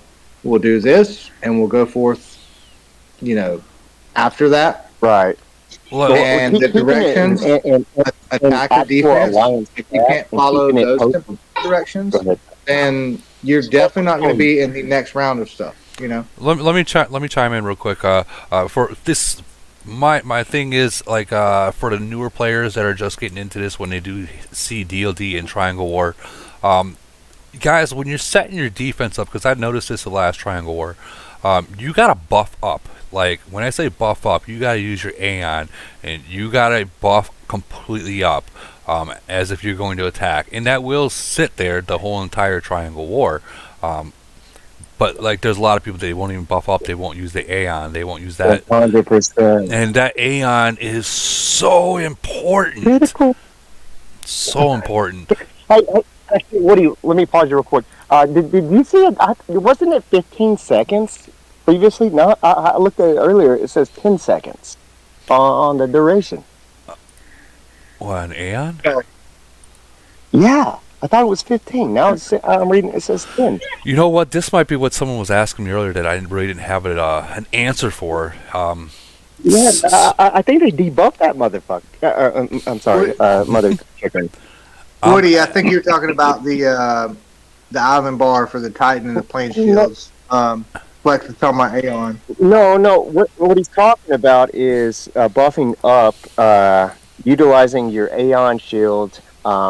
That is active throughout the entire duration. But to get into that Aeon, I caveated off just briefly, and I apologize for interrupting because I needed to get a little bit of background here. The magnetic shield, mine's level 18, it says the shield lasts for 10 seconds. That didn't used to be the thing. In fact, I think it's been debuffed 3 times now, because used to, that shit lasted the entire fight. Then it lasted, what I want to say, 20 seconds? And now it's down to 10. Sorry, 1 second. Does Kingsley count for Triangle War as city defense or no?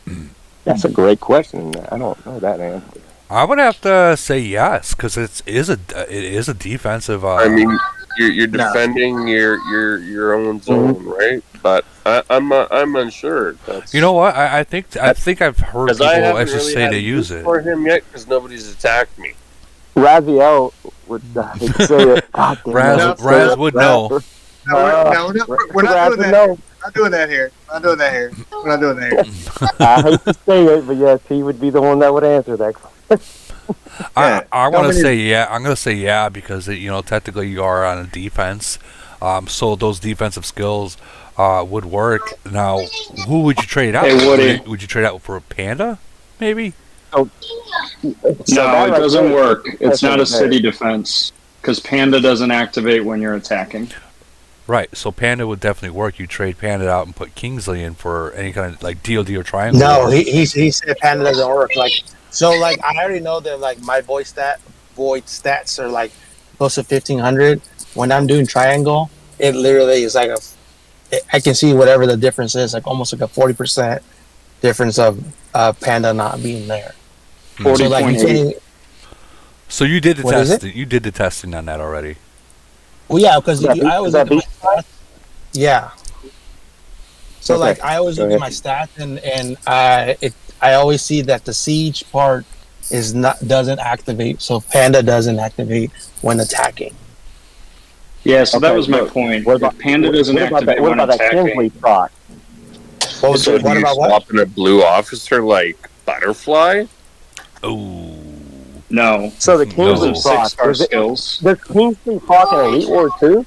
Do we know that? No, No, it because doesn't. because it's not your city. It's just towers, and it's kind of the same way that Global Conquest. Like when you hit a tower, like your LRA, Yeah. it's a minus whatever his percentage is for being max.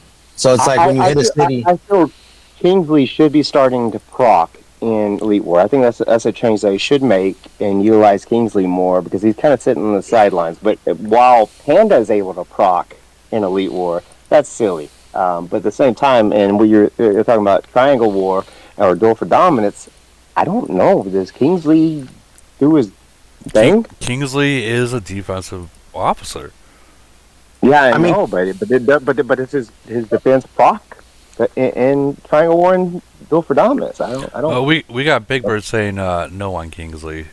City defense only. You know, yeah, that does make sense versus fleet defense. Yeah, it won't We're work. also not. A lot of people, their Kingsley doesn't even have the same level of buffs, and not just the special skill. Look at all the other star skills, and if you swap out a good officer and put in Kingsley, he might have lower level skills, so you're losing a lot there too. Well, I guess it just depends because, What like, he's I mean, got, what he's But if you're setting a fleet as a defensive fleet for Triangle War or Duel for Dominance, Kingsley would be the go-to unless you don't have all the unworldlies that are stacked. And I know I don't. Me, Mine's all level one. Kingsley's maxed out, but yeah, I am missing things there. But however, if you read this, select a city. Oh, I'm sorry. City guards attack and HP plus 22.2% boost, and this goes in the average algorithm. And I know a lot of people don't understand how this all works. If I'm attacking a city, for example, in Elite War, right, and then someone joins me with, let's say I'm 1500 melee HP, they come in with 500 melee HP. That new average is now 750, and it changes the dynamic of things. So. I don't know. This is kind of a great question. We need to test this one. The problem is like to test it. Either it can go good or it can go really bad, and you're Yeah. the only way you're gonna test this, honestly, is that you have to ask like a well to do it. Because at the end of the day, like, I'm not gonna put XP on Kingsley, and then when it's 55, and then I go, you know what, this isn't worth it, and then I take it all back. I'm losing 20% off. No, I agree. I mean, my Kingsley is maxed out Really at stars. 179,000, and I'm not touching his ass anymore. I mean, I have no points in him. I got his breakthrough to level 18, but I've got no one. Well, I've got triple S unworldlies all the way through, but I don't do shit with him. I don't know what to do. I just utilize him to give me more fragments for the other guys. like a So I can farm. utilize- Yeah, I just I use guess the book. I guess the only way he's useful is, like, I think someone said it. It might have been Raz, who's like, "Hey, if you have a free to play player and that guy is max, and then they can be the trap city where it's like, hey, his HP and defense helps you out. I guess you know what I mean. Like, it's just kind of hard. I But could there's see really no use. a Civil War city would be really great for Kingsley. But if you did stack the deck with him, and if it was useful in Triangle War and Duel for Dominance, if it actually did work, I could see that being awesome. But dude, you're talking a lot of fucking dedication to something that's a maybe. Yeah, I think there has to be at some point where Kingsley has to get a buff or somehow, or they have to do something Kingsley, because right now, as you know, most of the game knows, is it's a garbage officer. So if they can get a buff or some kind of other stat that can benefit to use, I think that would benefit everyone to where they might be considering Kingsley. But like mine are level 1s, I won't use them. Someone's mic's on.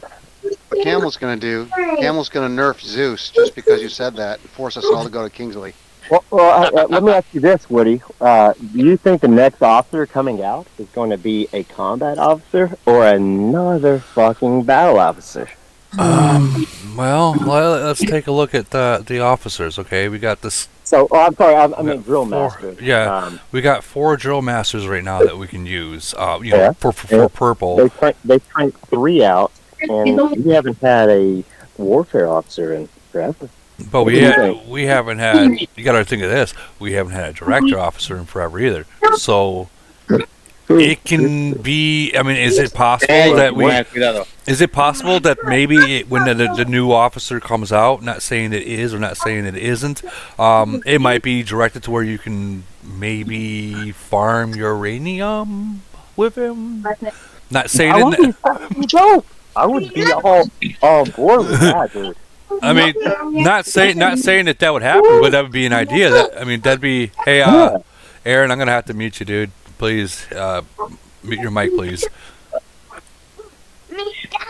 No, that would be a great. That'd be a great concept. That you would put a new twist to the plot. Yeah, I think that'd be fun. Yeah, because I mean, you definitely have to switch out your officers or whatnot. Because I know just like real life, the game, the inflation for uranium is going to happen. Barry's like, stop giving ideas. So what about the academy? When are we going to get something going on with that damn academy? Because all I do is use my I would probably academy. say the next couple things they're going to get fixed is probably going to be like the academy part where those things or the equipment. Because Camel makes too much money off uranium to be able to allow you to take uranium. So that won't ever be something unless like what he said. And it's there's inflation. The game's got to the point where uranium is just everyday thing. So I think the next couple things are going to be the equipment and then probably the academy. Well, we've been sitting idle for a long time with all of these fragments for academy. All I do is trade these out for mobility recovery, gas cans, and the black the black market. I don't know what to do with that shit. Man said fix the lag, and he was like, "I got all these frags." Yeah, dude, I'm dollar bills, y'all. I don't know what to do with them. How many gas cans you got? For 5 years. How many? I've got 960 purple ones and 340 blue ones. Dude, what? You can use that for your strongest commander. No, but I'm waiting because I want to utilize the XP for the commander cap increase. Are you waiting until they make a 3-day monster kill event? I'm hoping they raise it to level commander 80 and then gonna start cranking out some XP. Well, you can always save that XP. The books, you can always save them. I heard all the books, dude. I got a shit ton of those too, but you don't understand how much XP I get for each monster kill. This is why I built my build the way I did. Right. And I'm just sitting on.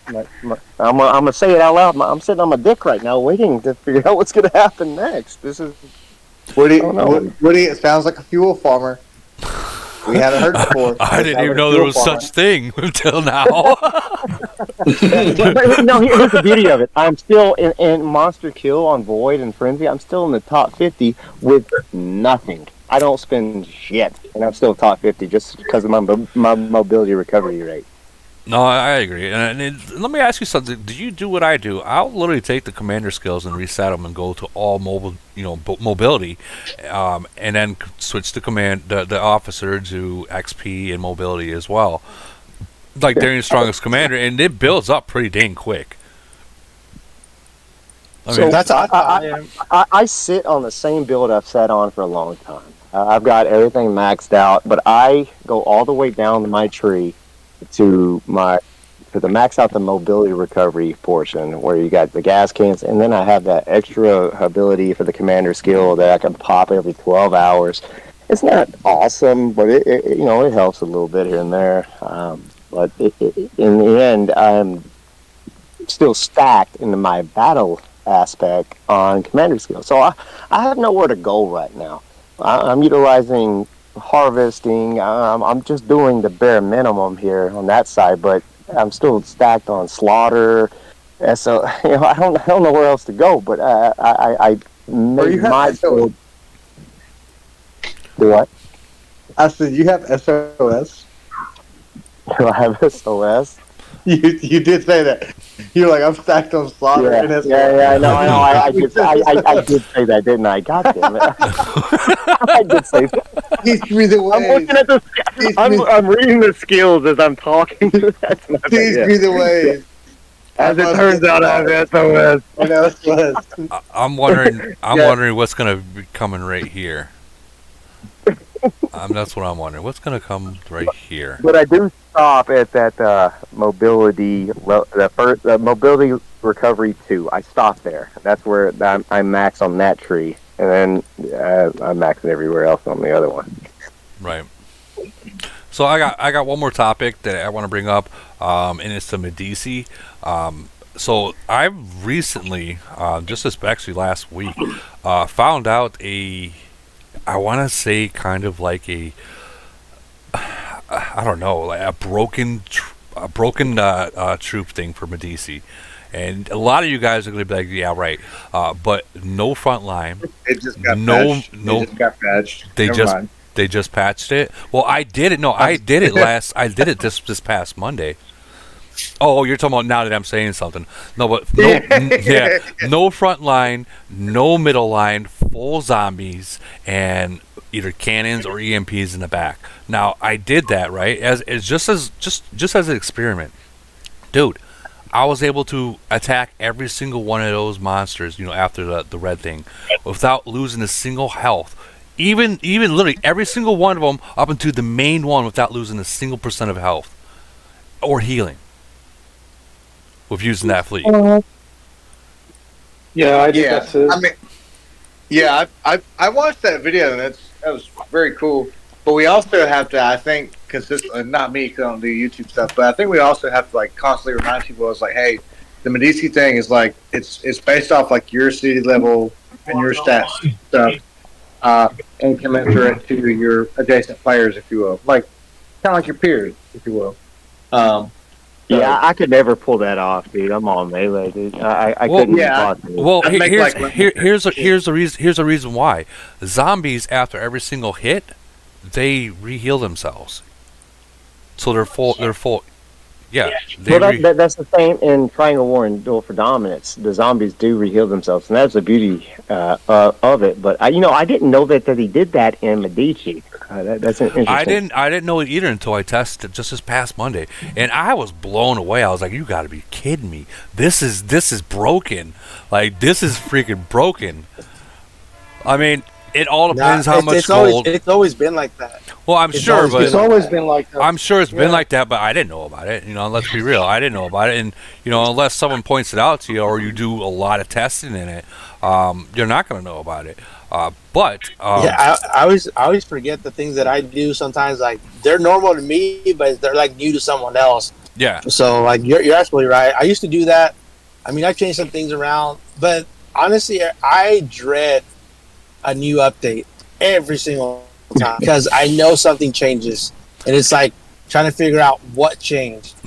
So let me ask y'all this: how many times have y'all been pissed off when you select the Medici fleet and you forget to drag the slider for the zombies all the way up? Yeah, I've done that.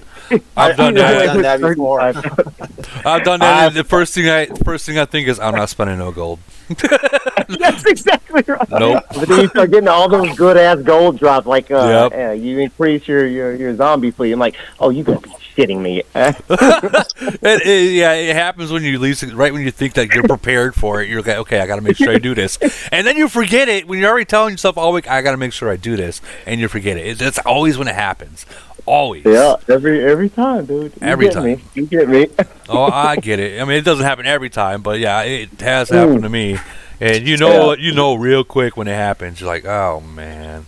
But like, that troop Oh, but formation. yeah, but to tackle your topic list though, the scavenger and the looter perks, those are the way to go. Yeah. I always make it to all the way to 19, 18, 19. It depends on what I'm dropping, right? But what does it for me in points? It puts me in the reputation zone to get like 300 points on reputation. Is scavenger and looter.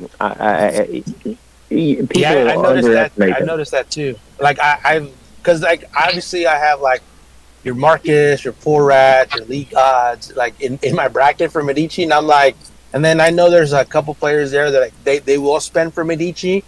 Now I'm like, well, I ain't gonna spend 30,000 gold just to get top 10. So I'm kind of with Flex. I've noticed that scavenger, looter are the ones because it tells you right there you're gonna get more better items as you keep going. Now, And I've noticed that it stacks up over time. let me chime in real quick. Let me chime in real quick. And I rank every time with that. Let me chime in real quick. So this troop formation, I just found out that Lumber did post a video on it a while back about it. So, and I'm just now finding out that Lumber have posted this formation before.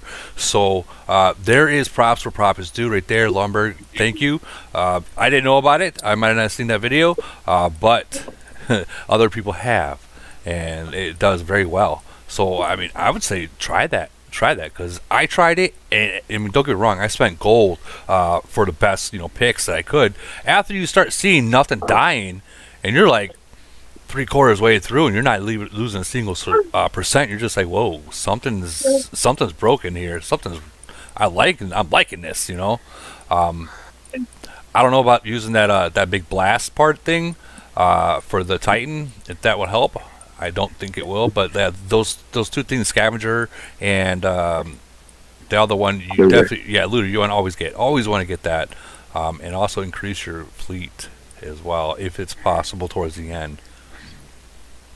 Yeah. Hey Woody, can I ask you a question? Yeah. On your last video, you didn't buy that Medici HP tonic and the attack tonic. Do you usually buy that or no? I usually buff all the way up. Okay, I didn't see it on your last video. I'm confused. Yeah. Anyway, cheers. Before I start the recording, I usually buff completely up all the way that I possibly can. Maybe not the tonic, which I probably should if I'm wanting to go like balls to the wall. But yeah, I know what you're saying. It kind of goes with what Ringo said. Like, if it depends on like your stats. Like, you're at 1600 LRA, so like, do you really need tonic? You know what I mean? Like, I buy it personally because like, I mean, like, I want an extra little boost because I always look at it as like, depending on the die rolls and what you're gonna get, you're gonna rank a little bit better. So, and I'm not spending gold to get something better. Whatever pops off, that's what I'm getting. But for that player, I would tell him, buy the tonic. Yeah. If it's going to help you from 20 to like 15, and so that's the extra perks. Now you get better.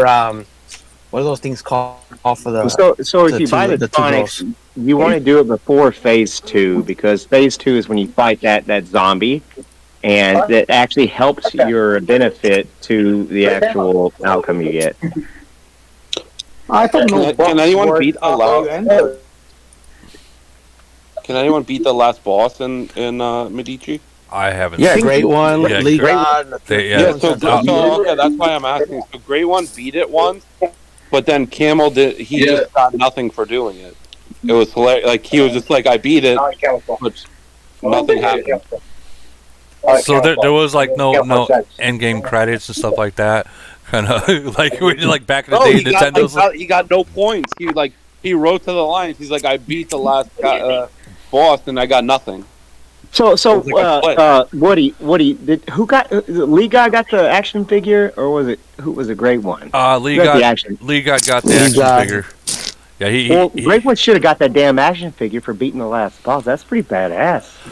Well, I mean, it's possible that there might be sometime in the near future that there might be like benefits like that that comes out for big players that that want that statue. But I've seen that statue, and it is pretty dope. I'm not gonna lie, it's pretty dope. And knowing that you're the only one in the game that has it, oh man, oh man, right? That's just. Yeah, I think it's pretty cool. I mean, we always say he's going to defeat Mother Doom, but we're waiting for that day. We don't know what's going to happen. Well, Lee God was saying that he's completely maxed out. There's nothing else that he can do to his main account to get stronger. So I mean, he just might be sitting. Then Great One shouldn't run over him, but he does. I mean, well, that's between them. I've never seen that fight, but it's possible. Woody, I've seen it. We crushed Lead God in Triangle. I've seen, yeah, you know what? I do remember seeing those. That was not item too. Great One absolutely crushed 693. Both guys, and he was maxed out, sending everything he could last void, killing everything. They had no chance against him. Well, so here's the deal. Everyone can be beat. Everyone can be humbled. It's just a matter of how much you want to dial in. And beat Great One. It's impossible. So when that day comes and they fight 52, that dog's gonna hunt. The first part of this podcast, because as we were saying earlier, with 113, they spent, and the dude got 120 something kill streak in Triangle, and they lost because of stupidity. Your wallet cannot carry you in this game, but so far. And if you're stupid and you have a lot of money, you will lose. I will defend because it was Great One that actually and Matty D that was actually able to go through the whole entire Triangle War with using only 2, maybe 3 people and just walk through them. So I mean, I'm gonna give props to prop is due on that one. Just walk through them. And yeah, for sure. I mean, but what I'm talking about is a void war. Y'all say Great One can't be beat. He can be beat. It's just he hasn't had a suitable, I'm gonna call it a partner yet, like to test his might. But that day's gonna come. It will. Who is this saying that? Flex. Oh, Flex, man, huge fan. Sorry, I'm a melee. I told Woody I've been on the podcast a couple times. I'm in Great One's Alliance. So Great One's a bad unit. Hey, he's nothing to mess around with. Yeah. What's his BP right now? 400, 500 easily. 693, I think. Yeah. So you have to ask team yourself. Of 100 killing him at all. Yeah, that's. What would it take? What would it take? I don't know. I mean, I think Radatici was in here. I don't know. He actually left. I don't even know if 52 would be able to give that kind of haircut. That's a big. I mean, like it's like I mean, you know, for nostalgia or just like comparison purposes, because we did see it happen. Like, there's no team of 100 that would take kind of. I think, you know, Flex mentioned it earlier. It's something we've been trying to do. Earlier and before also, and it's just kind of very hard to coordinate. That would be like a very, very consistent, strong 2 alliances of say, okay, cool. Even if a bubble trap happens, there's at least a minimum, say 65 on the low side, hitting them right. Even that, like, okay, Alliance A hit them, Alliance B hit them, you know, right, to finish them off.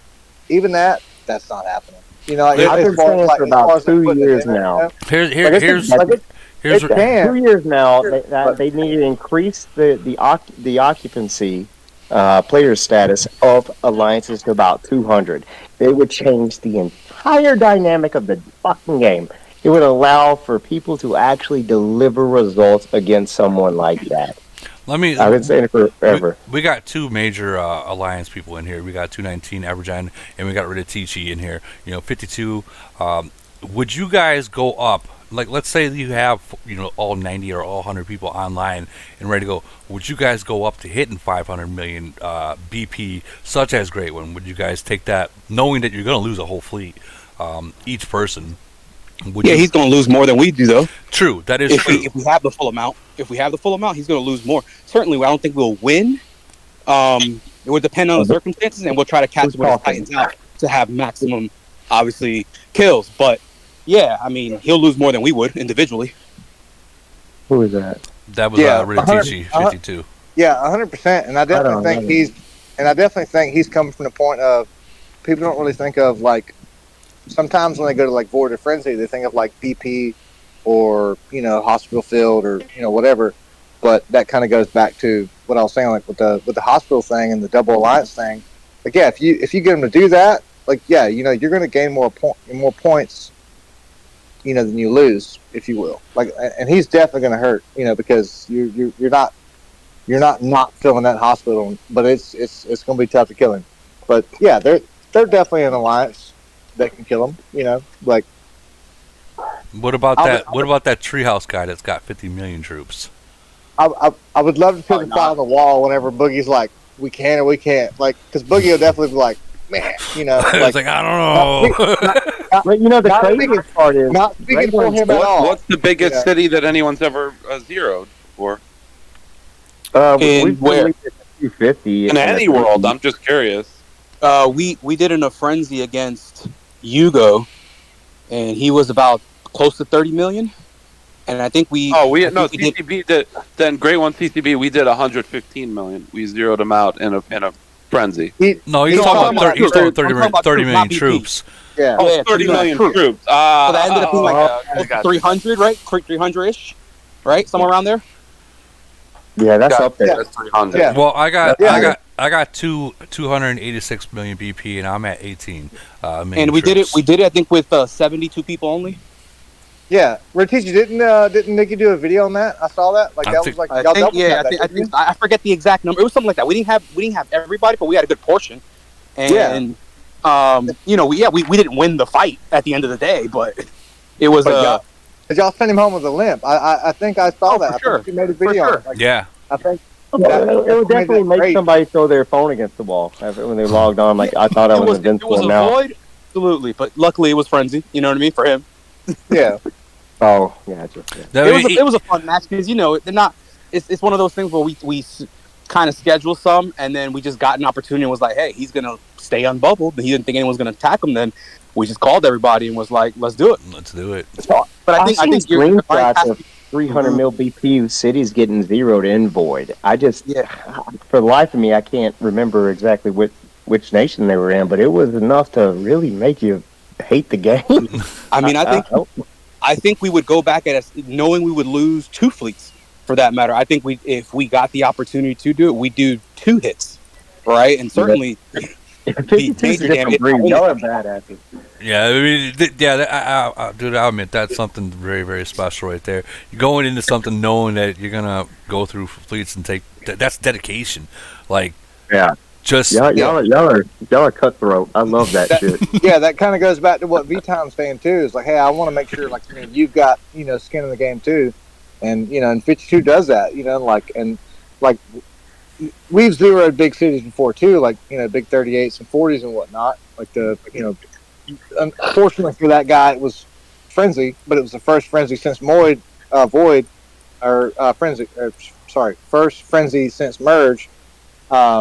And Barry had this one C40 pick out, and Woody, you saw this was Kratos guy, which makes it even more comical because he's the god of war. And like 6 minutes into reset, the dude is zeroed. And it's like, yeah, dude, bad move. And I think we definitely double tapped him, but I think we killed him with 46, 47. I have to look for the report, but it's like then you get an alliance like ED1, like that's kind of like half of their participation, if you will. I had a 52 for a couple of weeks, and I was about 1300 mid-range attack, and I was low man on the totem pole.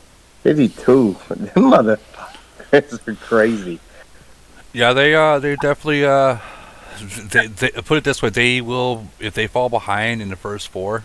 Don't count them out. You could be 6 million ahead. Don't count them out.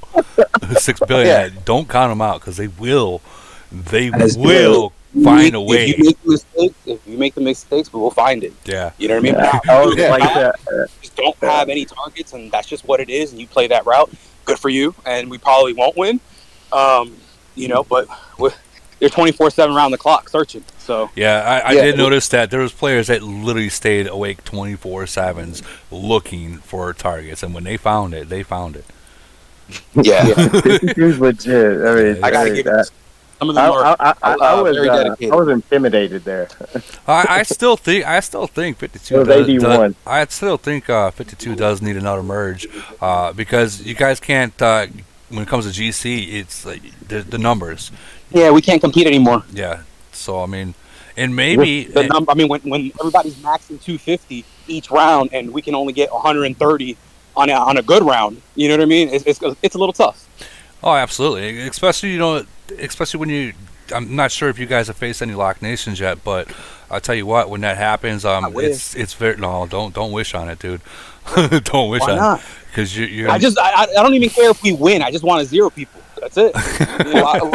Lock Nations are so easy. You just have to survive their ability to. Well, it's that second round where most nations they can only participate in 2 rounds. Well, some of these are able to participate in 3 rounds. So it's that one round you can't participate that they can really gain. Oh, you were the talking lead. about GC. I thought you meant like a void war. Yeah, no. Bring it on. Let's go. No, I meant GC. I meant GC. Gotcha. Yeah, we're not gonna win that. Yeah, so that's. I mean, if 52 got another merger, which I mean, it might happen, might not. I have no clue, dude. I'm just saying, if they did in the future, I think you guys will be able to contend in GC again.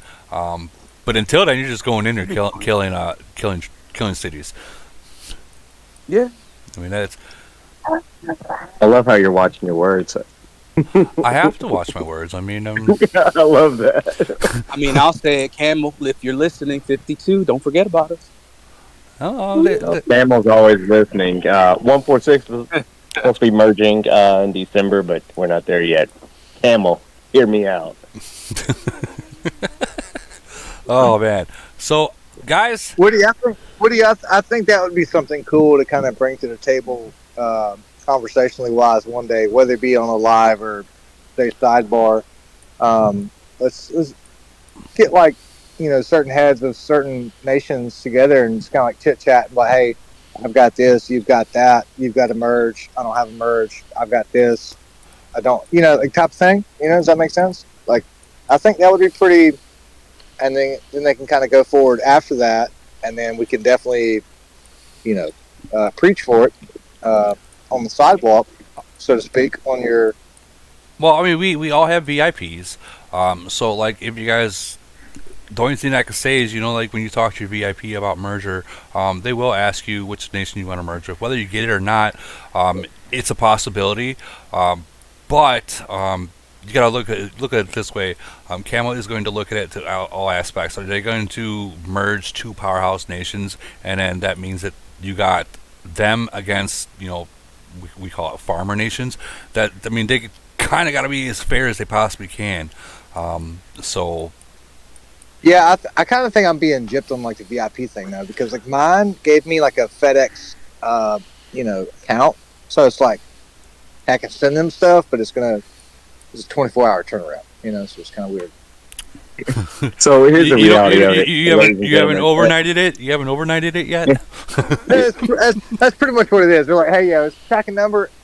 It ain't been delivered yet. You got to send it again. I'm like, oh. You have to understand, there's an algorithm that goes into this that they have to consider, and you got to realize this is a business, right? Yeah. So what can maintain growth in terms of financial gain as well as fairness throughout the nation. So it's a balance, and at the end of the day, they're going to lean more towards financial growth, clearly, but at the same time, they are trying to help that out. So they do have an algorithm, and we thought we had it tackled for a while, but now things are kind of changing. I think things change a lot between the algorithm, and it's hard to say exactly nowadays what it's going to take. I think maybe they're literally just pulling numbers out of the hat. I mean, like, hey, Carl, this guy named Carl's on the street. Hey, man, hey, come pick these numbers real quick. What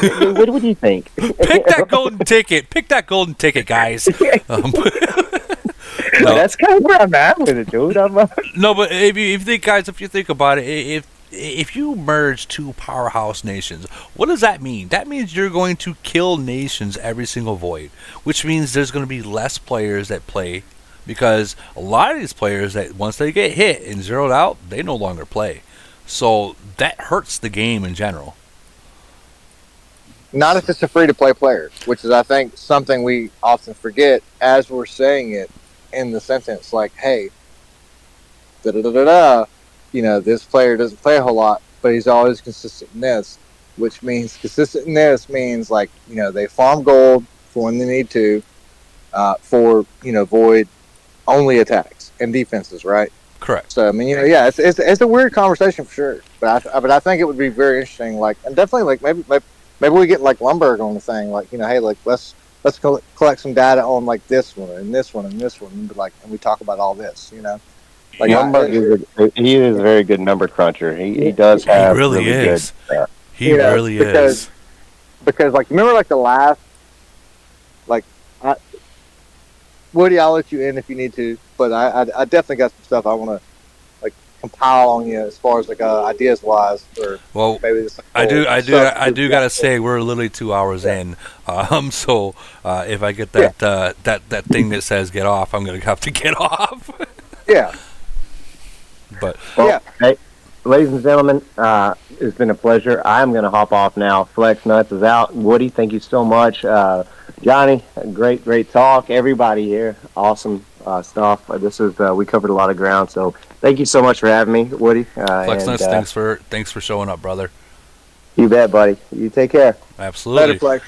But no, like I was saying, when it comes to merger, I mean, you gotta. It has to be a balance, and a lot of people don't understand that they're just like, well, I want this nation. No, it has to be a balance. You got to consider not only just your nation. You got to consider the way people are.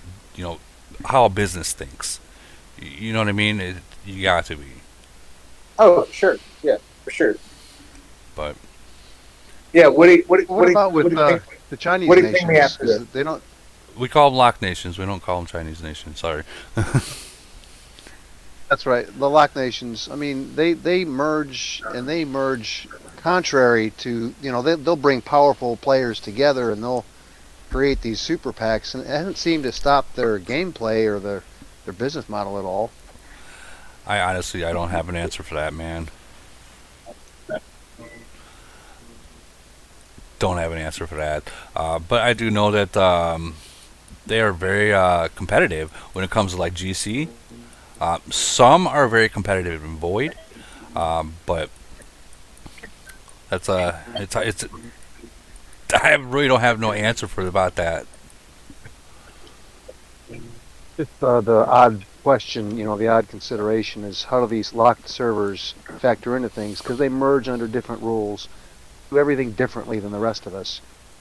The game still goes on. I think for locked servers, I think people have to look at things a little bit more outside of a game phase type deal, and then more so as a regional thing. Like hey, what are these people able to do in this like literal nation continent type thing? If that makes sense. Don't want to bleed more into it just because of stuff, but you know, you can't look at stuff. I have a game. I have a guess on some of the lock nations of why in Void you don't see them really fighting. Is because of this. You see them a lot of times they'll farm, right?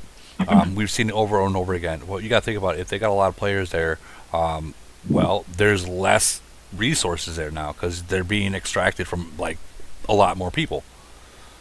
So Void comes, they get happy because they can farm, you know, off of even the huge cities. They can still farm off of people that other people's farms that make mistakes. If that makes sense.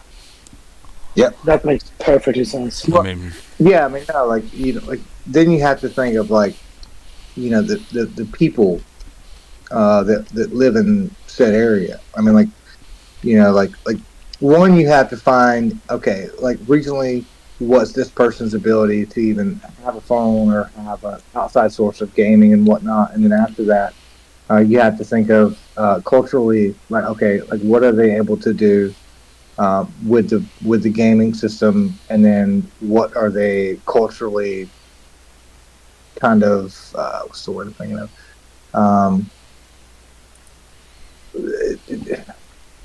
I'm losing train of thought like with the word, but basically like rationality, right? Like there's some people that do this and some people do that, and they can justify it in their minds, and then in their social groups, and then others they can't. And I think some stuff is like a lot more simplistic than we think of. No, I think I know what you mean. Yeah. Yeah. Yeah. A lot of nations, they will have their mindset on one thing coming into it. So. Yeah.